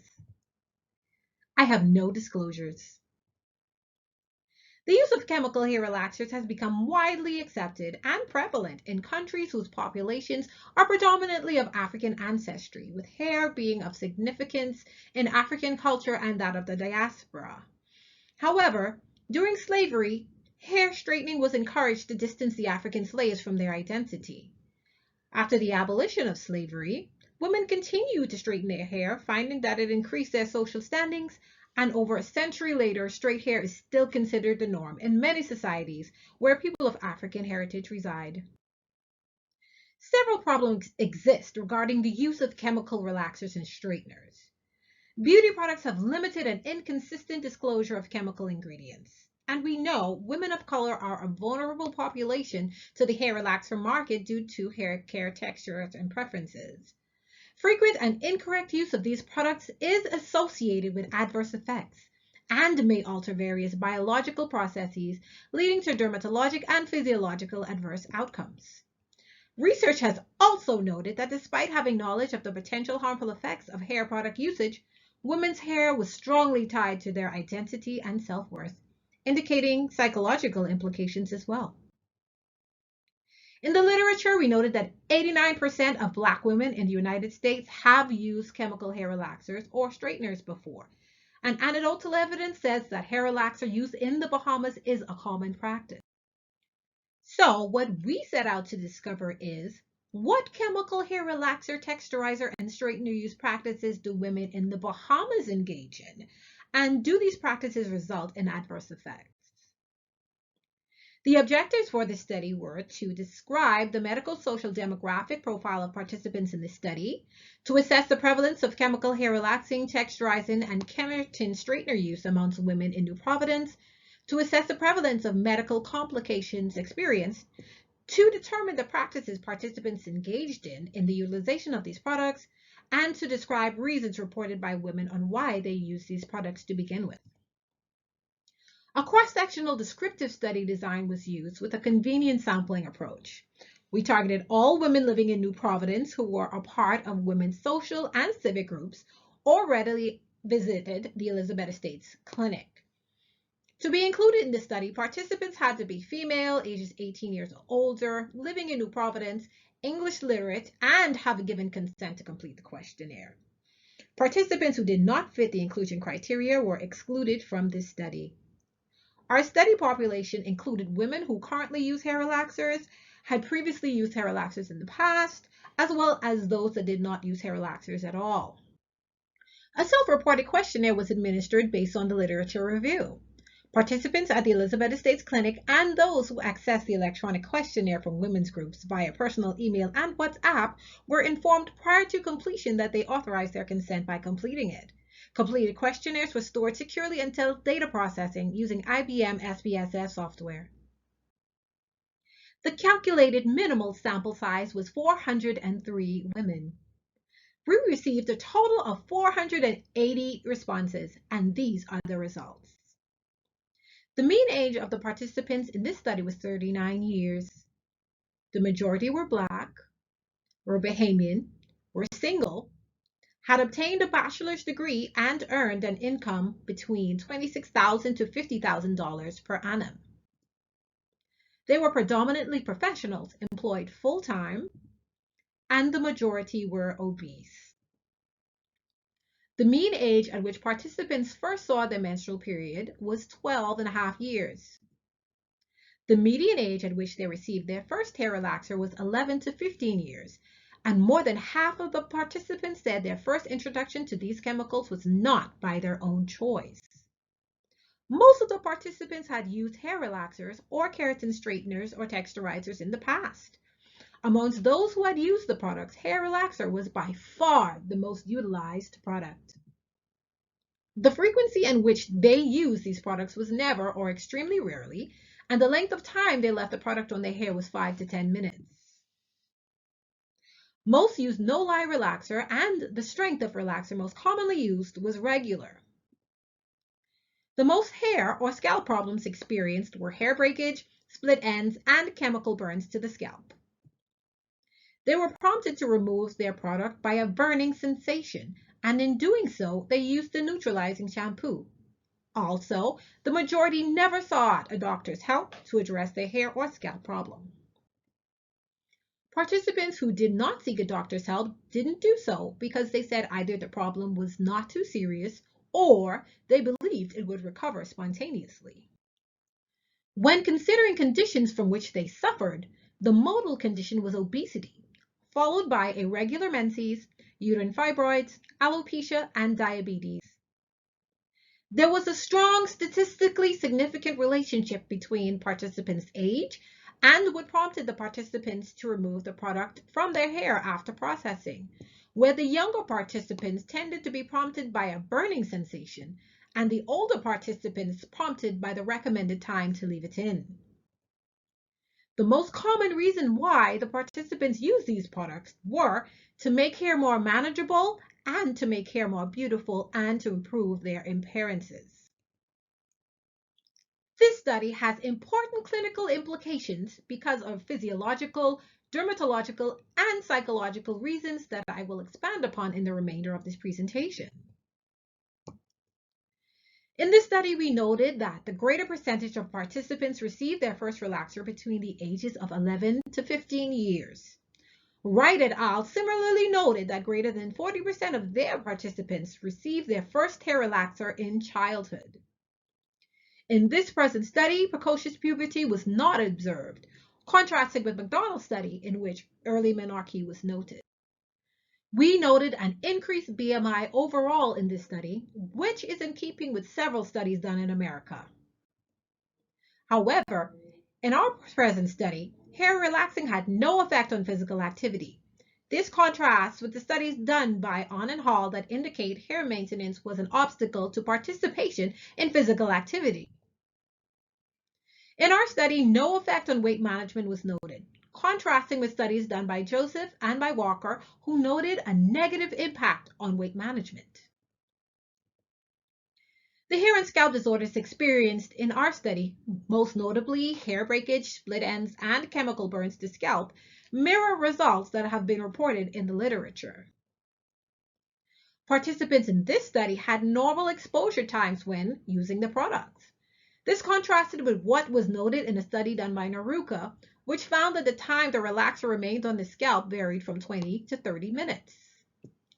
Omesogo showed that longer durations of exposure was positively associated with increased harmful skin manifestations. In the present study, participants chemically altered their hair to improve their appearance and make hair more beautiful to them. What was noted by Joe Grook was that 25% of female patients were diagnosed with body dysmorphic disorder, and the incidence was 10 times higher in patients with hair loss. Joe Grook also found that hair is a significant factor in physical attractiveness, and concerns about appearance and hair loss may pose social and psychological problems and affect quality of life. We also noted a significant cause why women process their hair using hair relaxers was to make hair more beautiful and improve their appearance. These findings are in keeping with studies done by Shetty as well as Edamesi. Their research has shown that hair loss and undesired hair texture is positively associated with poor self-esteem, embarrassment, and lack of confidence. All of these are components of body dysmorphic disorder. Relaxing the hair compensates for some of these psychological issues because it made them feel more beautiful and they felt that they looked better. In this study, only 8% of the participants saw a physician for their hair or scalp problem within the past 10 years. This is significantly lower than what was noted in the literature, where 28% of participants had consulted a physician regarding their hair issues. We should also note that we are in the COVID-19 pandemic, and less than a year before the pandemic, the Bahamas was hit by Hurricane Dorian, a natural disaster of immense proportions, where many individuals experienced severe psychological trauma. These factors may have altered participants' health-seeking behavior. Our study was not without limitations. The study was not done face-to-face due to the necessity to reduce prolonged in-person contact during the COVID-19 pandemic. This study may have been vulnerable to response bias as the study relied entirely on participants' honesty, which presented a risk of over or underreporting. Our recommendations: physicians are recommended to advise patients of the potential adverse effects and provide treatment and appropriate referrals. They should also offer insight through educational materials regarding proper application and processing times to avoid chemical burns and overprocessing of hair. Guardians should protect their children from overexposure and potential harm resulting from the use of these chemicals, especially at a young age. Health authorities can create informative campaigns to educate the population of the adverse effects of products and to discourage early usage. They can also implement campaigns and seminars to promote healthy self-image. At the community level, support can be offered via classes at community centers to teach hair care to women who may have difficulty managing natural hair. So in summary, were the objectives met? Yes, they were. The women in this study have largely adhered to the recommended use of hair relaxers or have discontinued use of these products in keeping with the natural hair trends that have occurred in the United States. The evidence in this study indicates a predominance of dermatological effects. However, physiological and psychological implications also exist. Therefore, the results of this study are consistent with and support the findings of other important studies that assess the practice of hair relaxer use. I would like to acknowledge these doctors for their guidance and support. These are my references. And thank you very much for your time and your attention. The hair industry is a big industry. Women, we have a Black population, and women do perm their hair. In this study, I was wondering whether the applicants, the individuals that you studied, they did their own hair or did they seek to go to their hairdresser to perm their hair? Because a lot of women, this would be biased if there were just those who were just doing it themselves. Thank you for that question, Dr. Ward. If I understand your question correctly, you're asking whether or not these participants did their own hair versus going to the salon. Right. Correct? Okay, Yes. so the majority of our population has used what we call a store-bought kit. So they would take the store-bought kit and they would do it themselves. That seemed to be the method of choice for relaxing their hair, using the hair relaxer itself. Now, we had a few of them, those who were able to afford it. And I wouldn't say a few, I would say a good amount of them, at least once, admitted to going to the salon. They actually, if they had the money, the ones who were more financially able to purchase, they would prefer to go to the salon. However, the vast majority tended to use the store-bought kits. Understood. The reason why I asked that, because the ones who probably go to salon will probably be treated by a professional, a trained person, whereas the one who is buying it and do-it-yourself kit, more at risk of inflicting self-injury to their scalp and to their hair, because these are very strong chemicals. So that's the point I wanted to bring out. But I'll open up the floor now if there are any other questions for Dr. Mims.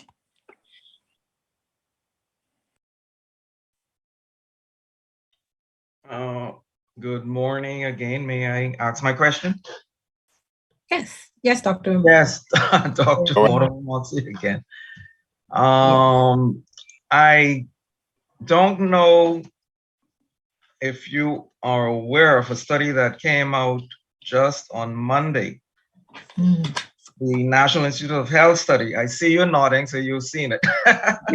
Yes, I have. Where hair straightening chemicals have been associated with a higher uterine cancer risk. And then I did a quick little cram as you were speaking.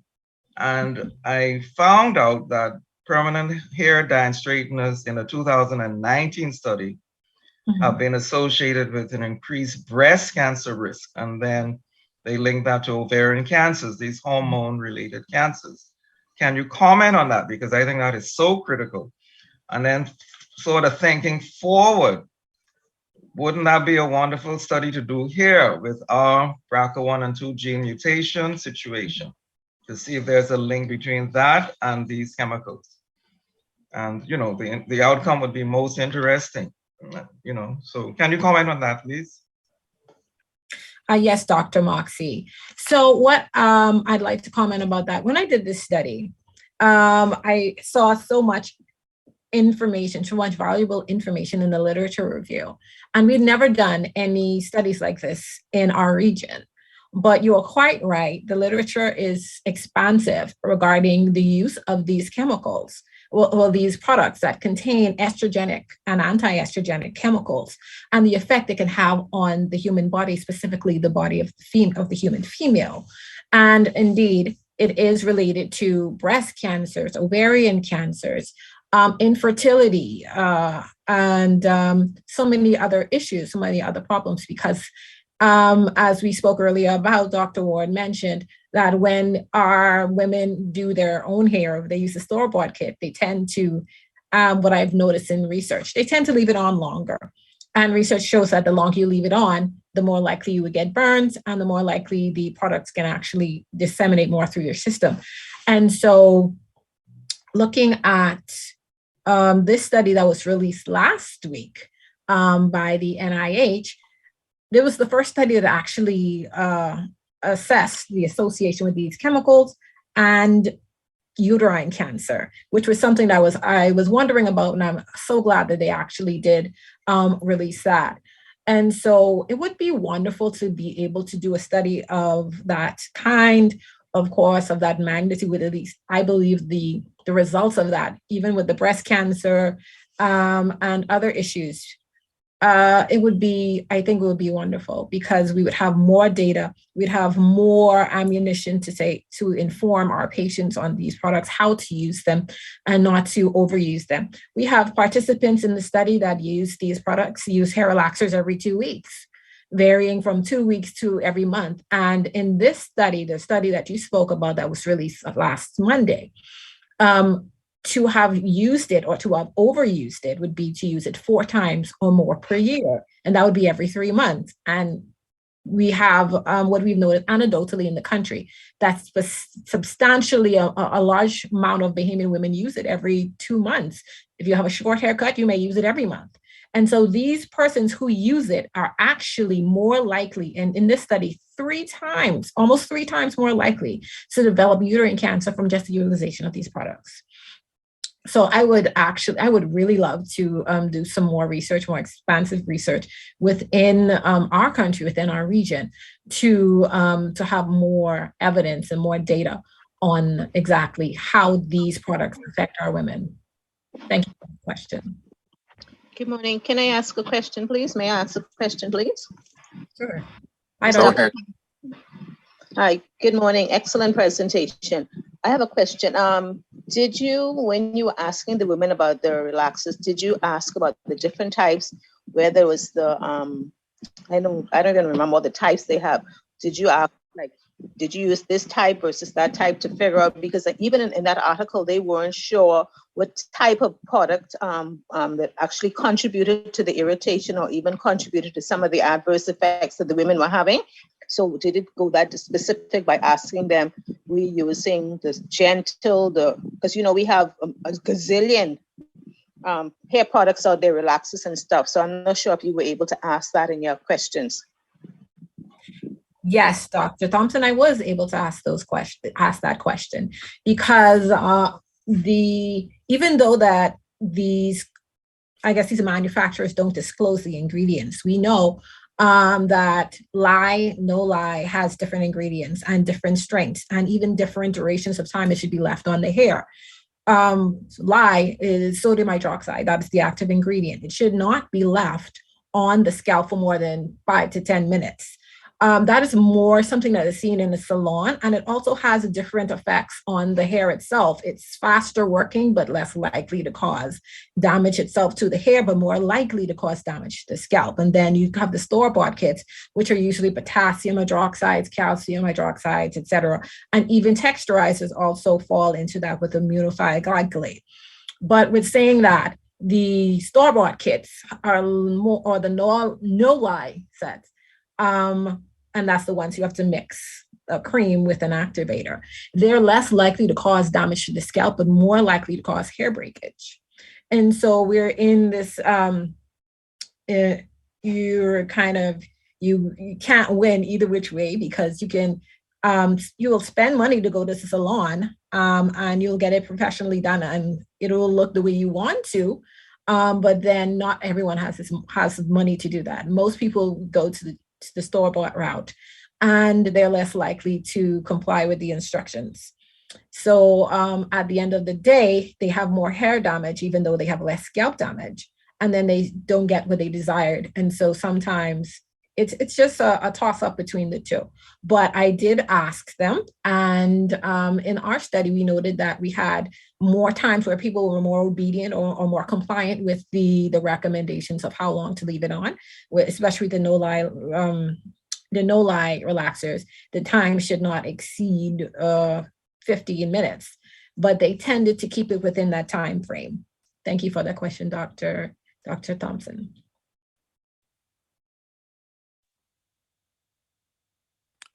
Any further questions for Dr. Mims? I see one comment in the group that perhaps we should look at studies of bleaching creams and the effect on the health of women. And also, I may add also the hair dyes as well, dyeing the hair different colors, their effect on the health. These are all opportunities for future research that I think researchers, we should look at, since it's so important in our society. Yes, there was a study done by Dr. Vashti Darling regarding hair bleaching a few years back as well. So that has been done, and I invite anyone to look up her research that she's done on that. Excellent, very good. Okay, well, thank you very much, Dr. Bethel Mims. We appreciate your presentation. It's a very good study, and we hope that it will stimulate others to do further research in this area on the behavior of our women in the beauty business. Okay, so moving right along, our next speaker is Dr. Julio James. He is going to speak on the prevalence of hepatic stenosis in a Bahamian population identified by computed tomography of the abdomen at the Princess Margaret Hospital. Dr. James. Hi, good morning. Thank you, Dr. Ward. And this morning, thank you for the privilege to present my research project as a recent graduate of the DM radiology program. So my topic today was the prevalence of hepatic steatosis in a Bahamian population identified by CT of the abdomen at Princess Margaret Hospital. I have no disclosures. So just a brief introduction to bring up relevance to the topic. Hepatic steatosis is the accumulation of triglycerides within liver cells. There are two subtypes, alcoholic fatty liver disease and non-alcoholic fatty liver disease, in which the exclusive risk factor for alcoholic fatty liver disease is alcohol, whereas the latter includes obesity, hypoglycemia, dyslipidemia, and hypertension. These comorbidities also contribute to a syndrome known as metabolic syndrome, which has been shown in the literature to demonstrate a greater prevalence on severity of NAFLD. So fatty liver disease was once considered benign. However, further research has shown that NAFLD is considered a spectrum, where inflammation leads to non-alcoholic steatohepatitis, NASH, fibrosis, as well as chronic liver disease in the form of cirrhosis or hepatocellular carcinoma. Recently, the American Transplant Registry showed that cirrhosis secondary to NAFLD and NASH has actually now surpassed hepatic diseases such as alcoholic liver disease and viral hepatitis, becoming a main indication for liver transplantations, hence the importance. When we look at a worldwide prevalence, NAFLD has been estimated by Usani et al. In 2015 to be roughly about 25%. Here, local regionally, there's very little research. However, I was able to come across a Caribbean study in a Jamaican population by King Robinson et al., where the overall prevalence of NAFLD was roughly about 2.4%. The workup of the disease has both non-invasive and invasive components. Non-invasive components include the use of LFTs, also more specific markers such as haptoglobin, alpha macroglobin, and apolipoprotein A. They lack sensitivity and specificity. However, the gold standard still remains invasive core liver biopsy, in which core biopsy actually allows staging of the disease. Radiology itself has been instrumental in research and detection of hepatic steatosis with the use of modalities such as ultrasound, CT, and MRI. Some limitations with that include that ultrasound is readily available and doesn't emit any radiation. However, there's a great deal of inter-observer variability. MRI is actually considered the most accurate, but there's a lack of access and frequency of use, limits its use in wide population screening and research. CT does expose the patient to radiation. However, it's readily available and has an objective evaluation, and hence the choice of my study. Collectively with this, the increased risk of fatty liver disease in the Bahamian population, the limited published data locally and regionally sparked my interest to pursue this research. So what was my objectives? To describe the medical socio-demographic profile of the participants within the study, describe the use of CT in the diagnosis of hepatic steatosis, as well as describe the number of persons diagnosed with hepatic steatosis, looking at the severity of disease from mild, moderate, or severe, and then going ahead and correlating the severity of the disease to the different medical socio-demographic variables. How was the study carried out? This was done during my elective period at the Princess Margaret's Hospital over a little short of 4 months. The inclusion criteria included any adults over the age of 18 who were referred for a CT abdomen, and those excluded were any patients with a known history of liver disease or finding the presence of a hepatic tumor on CT, as these things do affect the attenuation of the liver. So I acknowledge that a large percentage of the audience are not radiologists. So without spending too much time on it, I just wanted to kind of get a small understanding of how we achieve the diagnosis of hepatic steatosis. So in CT, we have the privilege of using Hounsfield units to actually measure the density of different structures within the abdomen. More so in this case, measuring the amount of fat within the liver. So the diagnostic criteria, we had a mean liver attenuation of less than 40 Hounsfield. So here on the right depicted, I have a measurement in which a normal liver is about 65.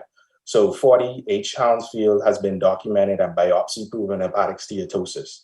We also compared this attenuation to that of the spleen, in which as fat is accumulated in the liver, the attenuation decreases. So as a result, anytime that goes below more than 10 of that of the spleen, as diagnostic again of hepatic steatosis.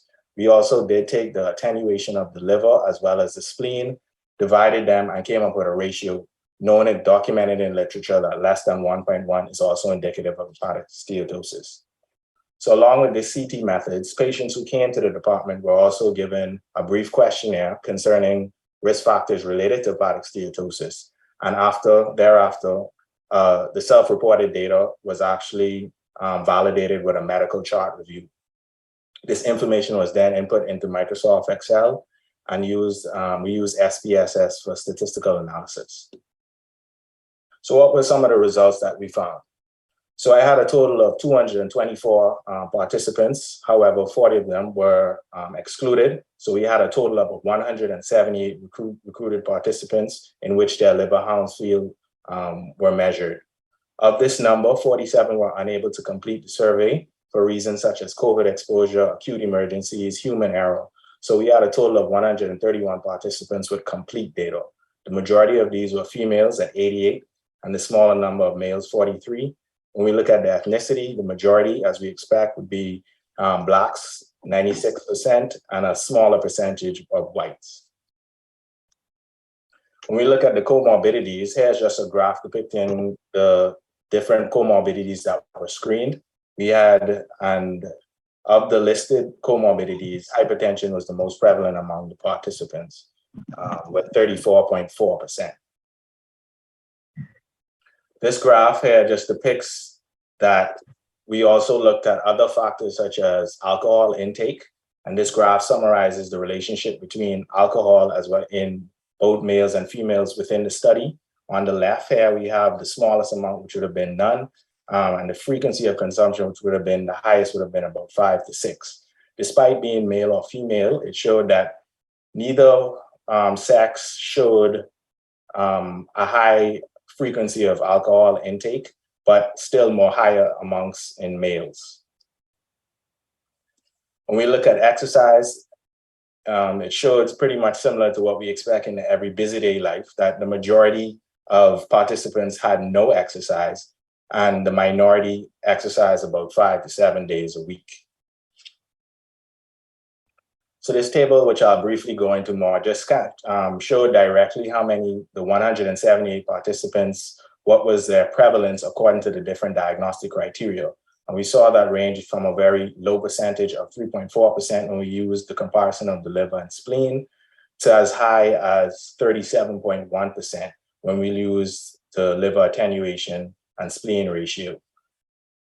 So just to further go into that, to kind of explain that, looking at the prevalence based on the diagnostic criteria.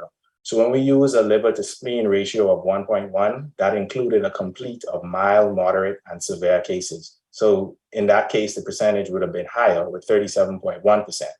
The two other diagnostic criteria that are they're used for more moderate to severe cases. And the reason why that's used is because literature has shown that these are the more clinically significant cases. Many studies reiterate that the mild cases are of questionable clinical significance, and there's minimal to no risk of progression. Therefore, when you correlate hepatic steatosis with risk factors and looking at the natural history of the disease, most studies usually assess moderate to severe disease. This was also demonstrated at a large academic center in the US by Graffi et al., who did a retrospective cohort study in which moderate to severe cases accounted for 10%, but when they included mild cases, the cases went greater than 50%. When we look at how the different comorbidities correlated with hepatic steatosis, the only one of statistical significance was diabetes, in which 53.8% of the diabetic participants showed some degree of steatosis. This was also reflected in the literature where non-alcoholic fatty liver disease has a prevalence among type 2 diabetics as high as 75%. When we looked at categorizing if the disease was alcoholic or non-alcoholic, as I previously showed in the graph, there was not a high amount of participants in that only 3.8% of participants actually showed a potentially significant amount of alcohol consumption. I recognize the limitation that this was done looking at the frequency rather than the quantity. However, there still was not a significant amount of frequent consumption. So we could conclude that the majority of cases would have been non-alcoholic fatty liver disease. When we look at lifestyle, in the literature, Long et al. Reported an inverse association between exercise and hepatic steatosis, in that the more you exercise, the less likely to have hepatic steatosis. And a similar trend was seen in my current study, in which the participants with the least frequency of exercise, and that no exercise, actually had the greater percentage of individuals with hepatic steatosis.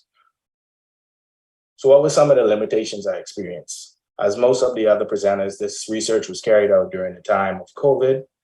So as a result, the numbers influx coming to the hospital, we had decreased and stopped elective imaging. However, despite I was able to achieve my sample size. Under normal conditions, you would expect a larger sample size, actually strengthening results. and particularly looking at trends in subgroups where you have small numbers, such as your whites. Also, the data was collected from the main public hospital, leaving out the private entity and family islands. So therefore, the results may not be a complete, accurate representation of the general population. Also, participants were unable to complete the accompanying survey. So as a result, statistical analysis and correlation of risk factors could have been affected. So just some consideration and implications going forward. We live in our Bahamian population. It's quite a small population. During my research, I found that Brennan et al. In 2014 stated that 79.2% of persons are either overweight or obese. When you look at the prevalence of diabetes and hypertension, 12.9%, you have 12.9 and 22.9% respectively. Therefore, we have documented and enough evidence that risk factors are within the population. From my research, looking at potentially clinically significant fatty liver disease, moderate to severe cases, the prevalence was 6.7%. So in our population, that is a bit alarming. And also because we now have knowledge that there is a risk of progression to chronic disease. The thought process is that we should also not only increase awareness to the disease to physicians, but also to patients as well. And even possibly, my internal medicine colleagues may be able to educate me on some of the work that's actually being done. But this is something that we may want to start screening and look under heavy surveillance. So I just want to thank you for your time. I want to give a special thanks to my supervisors, Dr. Franson, Dr. Payne Phelan, head of department at that time, and my DM coordinator, Dr. Fidel Rampersad in Trinidad. Thank you. Excellent, Dr. James. Very good presentation. Are there any questions for Dr. James? Okay, so I assume that there are no questions for Dr. James. Very, very important in the prevalence of hepatic steatosis in the Bahamian population using the CT scan. That's a very important modality. And I'm sure it's being used a lot to diagnose liver disorders. We want to thank you very much, Dr. James, for that comprehensive presentation. And we move on next to our final speaker for the morning session. And that's going to be Dr. Deanna Ray Watson Providence, who's going to speak on an assessment of the relationships between hypertensive patients, level of blood pressure control, and their personal continuity of care in selected public health centers in New Providence. Dr. Watson Providence, the floor is yours. Good morning. I am Dr. Watson Providence, and the title of my research is An Assessment of the Relationships Between Hypertensive Patients' Level of Blood Pressure Control and Their Personal Continuity of Care in Selected Public Health Centers in New Providence, Bahamas.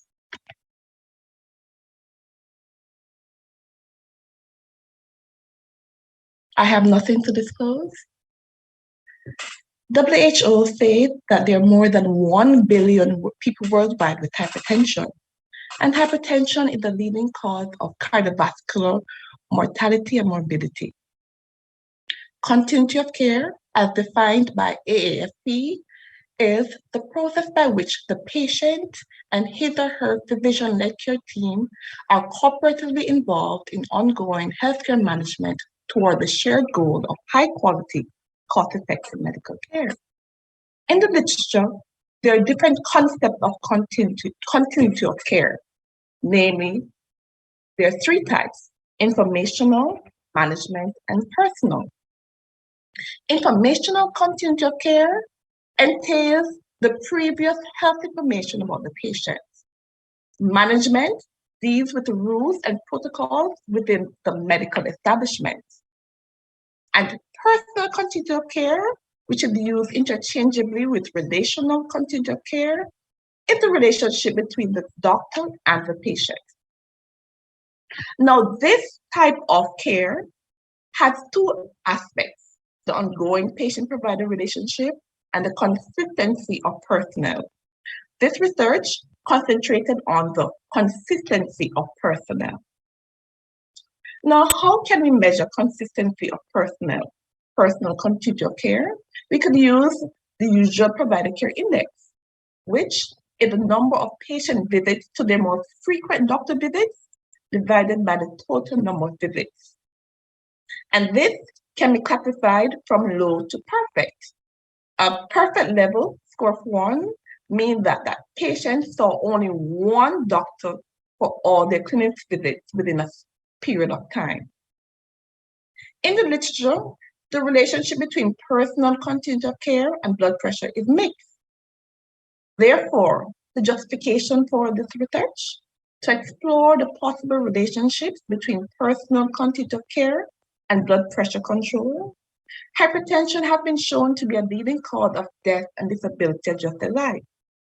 There are no studies in the Caribbean that have evaluated this relationship, and it is hoped that information gathered will lead to further clarity on this subject. The aim to assess the relationship between hypertensive patients' level of blood pressure control and personal continuity of care in selected clinics in the Bahamas.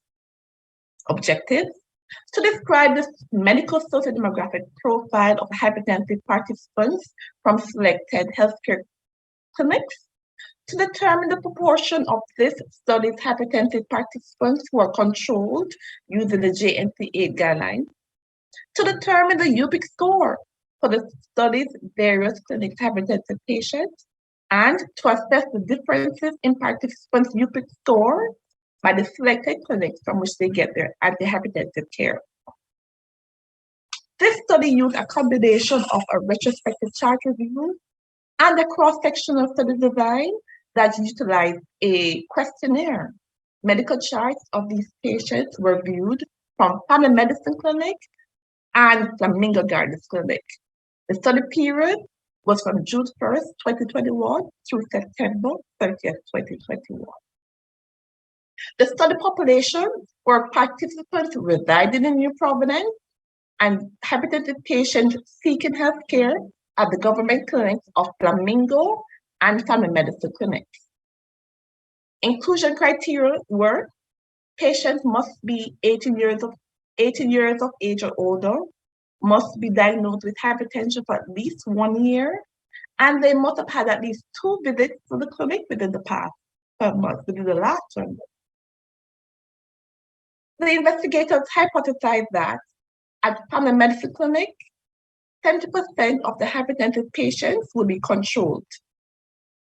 And at Flamingo, 56% of the participants would have controlled blood pressure. The sample size was obtained using the following formula, and the actual sample size was 353 participants. Permission were obtained from the necessary authorities. Hypertensive patients were identified by reviewing the log record of patients seeking medical services at the clinic on that day, and pertinent information was gleaned from the medical chart and questionnaire. Now, descriptive statistics were performed on all the variables, and inferential statistics were primarily hypothesis testing. The mean age of the participants was 64.5 years. The median number of years diagnosed with hypertension was 11, IQR6, 20 years. The most frequent hypertensive medication used were the combination drug of an ACE or ARB with a diuretic. When we asked patients if they had a doctor preference, at Family Medicine Clinic, 65% of the participants said yes, they had a doctor preference. At Flamingo, this was 40%. And this difference in doctor clinics by both clinics was statistically significant. When we asked patients if they saw the doctor that they hoped to see, 74% of the participants at Family Medicine said yes. And at Flamingo, this was 23%. And this difference between the clinics and patients stating that if they saw the doctor that they hoped to see, was a statistically significant, very strong relationship. Looking at the other end of the chart, 60.7% of the participants at Flamingo said it didn't matter which doctor they saw. And at family medicine, this was 19.2%. For the combined clinics, it was important or very important for the participants to see the same doctor. When we looked at the mean systolic blood pressure for the combined clinic, this was 149.9 plus or minus 80.4 millimeters of mercury. At family medicine, this was 148.4. And at Flamingo, this was 151.9 plus or minus 1.7 millimeters of mercury. Looking at the mean diastolic blood pressure for the combined clinic was 82.7. At family medicine, this was 79.4. And at Flamingo, this was 88.4. And this difference of 9 millimeters in the diastolic pressures between the clinics was statistically significant. The UPIC score at family medicine clinic was 0.78, and at Flamingo, this was 0.5. When we looked at the controlled blood pressure category, at family medicine, this was 49.1% with a UPIC score of 0.76. Looking at Flamingo, the controlled hypertensive group was 34.9% with a UPIC score of 0.5. Looking at the uncontrolled blood pressure category, at family medicine, this was 50.9% with a UPIC score of 0.8. And at Flamingo, the uncontrolled group was 55.1% with a UPIC score of 0.52. There are many factors related to blood pressure control, and one such is medication adherence. Only 60% of the participants said that they took their hypertensive medications every day. Another factor to be stressed. This study was done in the midst of the COVID pandemic, and we're still dealing with COVID. Bonner et al., in their retrospective case control study, found that there was an increased level of anxiety in the hypertensive and controlled groups during the COVID-19 restriction. And of note, the level of anxiety was higher in the hypertensive group. Family medicine clinic had a higher UPIC score of 0.78, which is characterized as high compared to Flamingo of 0.5. The higher UPIC score at family medicine clinic may be explained by family medicine having an emphasis on the appointment-based system. The researcher did not find an association between blood pressure and UPIC score. So even though family medicine had a statistically significantly better diastolic blood pressure control, there was a high UPIC score for both the controlled and the uncontrolled blood pressure category. There was a lower UPIC score for both the controlled and the uncontrolled blood pressure categories at Flamingo Gardens Clinic. Personal continuity of care is associated with patient satisfaction. This satisfaction, however, does not necessarily equate to a better level of blood control as was seen in this study. Recommendations include the need for a unified electronic record system to be disseminated in all public clinics in the Bahamas. The implementation of management continuity, which will give rules and regulations for hypertension management.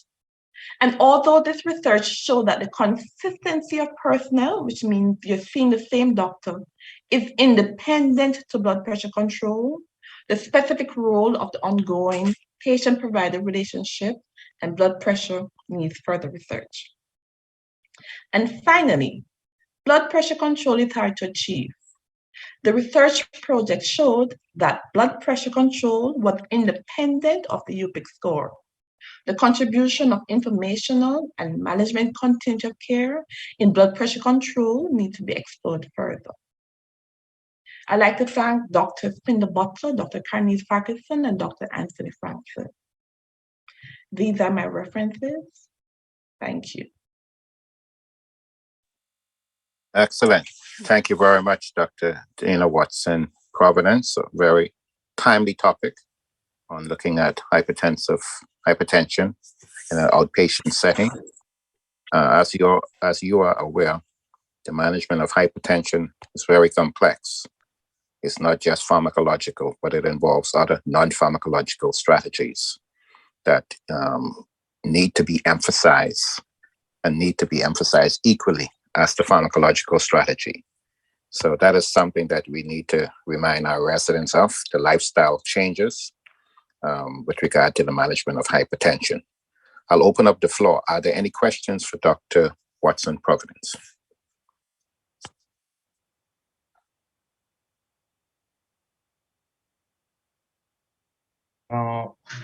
Good morning again. I was waiting for somebody else to open, but I haven't heard anyone. Dr. Mortimer Moxie again. This was an amazing piece of research, Dr. Providence. And it is so interesting that you did it at the clinic that I used to work at many years ago as the first Bahamian physician to be put in charge of a polyclinic on the island of New Providence, way back in time. But we used to I want to ask you, did you relate to the chronic disease program that is organized by the Department of Public Health under Nurse Barsha Smith? Because I know there are protocols. I know your study wasn't really on quality of care or adherence, but just for the interest of the listening group, there are protocols I know that are available for hypertension and diabetes. I think there was a point in your study where you spoke about protocols or that type of thing. So were you able to connect with specifically the program manager for the chronic disease program and to get some input from her on the actual practice? When I actually contacted the Ministry of Health, and there is a hypertension protocol that the Ministry of Health has. But when I went to the clinics and I spoke to the doctors, it's not disseminated in the clinics. So in theory, there is one, but is it being utilized by the doctors who are on the ground? No. So there's a disconnect there. That's what I found in my research. And I further expanded on that in my write-up. Okay, that's most unfortunate. Because I know when they do the sort of assessments of the performance of the physicians and the clinic, they actually audit notes, obviously. I mean, and they look at what the doctors are doing, both with diabetes and hypertension. As we all know, those are our two major chronic diseases, and I don't understand why there should be a disconnect or the protocol should not be available. So that speaks to having to go back to basics and get the protocols out and do training, which is the obvious thing to do. And then, regroup and follow up with follow-up audits and quality of care studies. Yes. And yes, I agree with you wholeheartedly, because again, the protocols are there at the Ministry of Health, but in terms of the clinics, everybody do their own management, right, how they see fit. Right. Yes. And on a systems, approach, how do you think the huge gap between the UPIC score, I think that's what you said, between Flamingo Gardens or any other polyclinic? Now, that would be another interesting study to compare the various clinics to see if some are strong in that area than the others. And, I think that should be looked at also.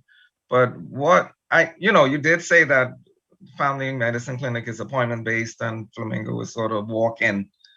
But do you see a future for an appointment-based type of system in the community clinics? as a way to improve quality of care in those settings? I think there should be an appointment-based system in the clinics, because what we found that even though my research said that if you see the same doctor at each visit, it does not necessarily mean you have a better blood pressure control. But we found, and in the literature it says that patient satisfaction is so much better. And further research needs to be done about this satisfaction if it would lead to other benefits with this doctor-patient relationship. So further studies need to be done. Yes, excellent. And I'll close with one final comment. You know, one of my personal patients has commented on just what you said, that, you know, when they go to the public health clinics, they're seen by different doctors, and, you know, they're drawn to private practitioners because of that, because obviously you're going to see the same private practitioner.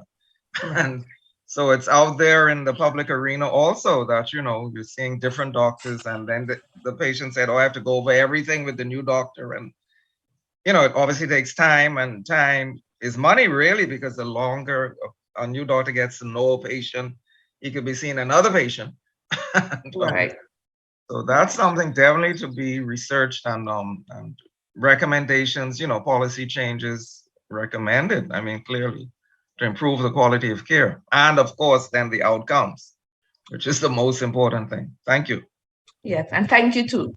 You're welcome. Excellent discourse. Thank you, Dr. Moxie and Dr. Watson Providence. Thank you. This is the end of the morning session, so we're going to take just a 2 to 3 minute break to allow the next speaker to come on. I think the next chairperson is going to be Dr. Dawn Major, so I want to thank the research committee for giving me the opportunity to chair and moderate this morning session. Thank you all very much, and good morning.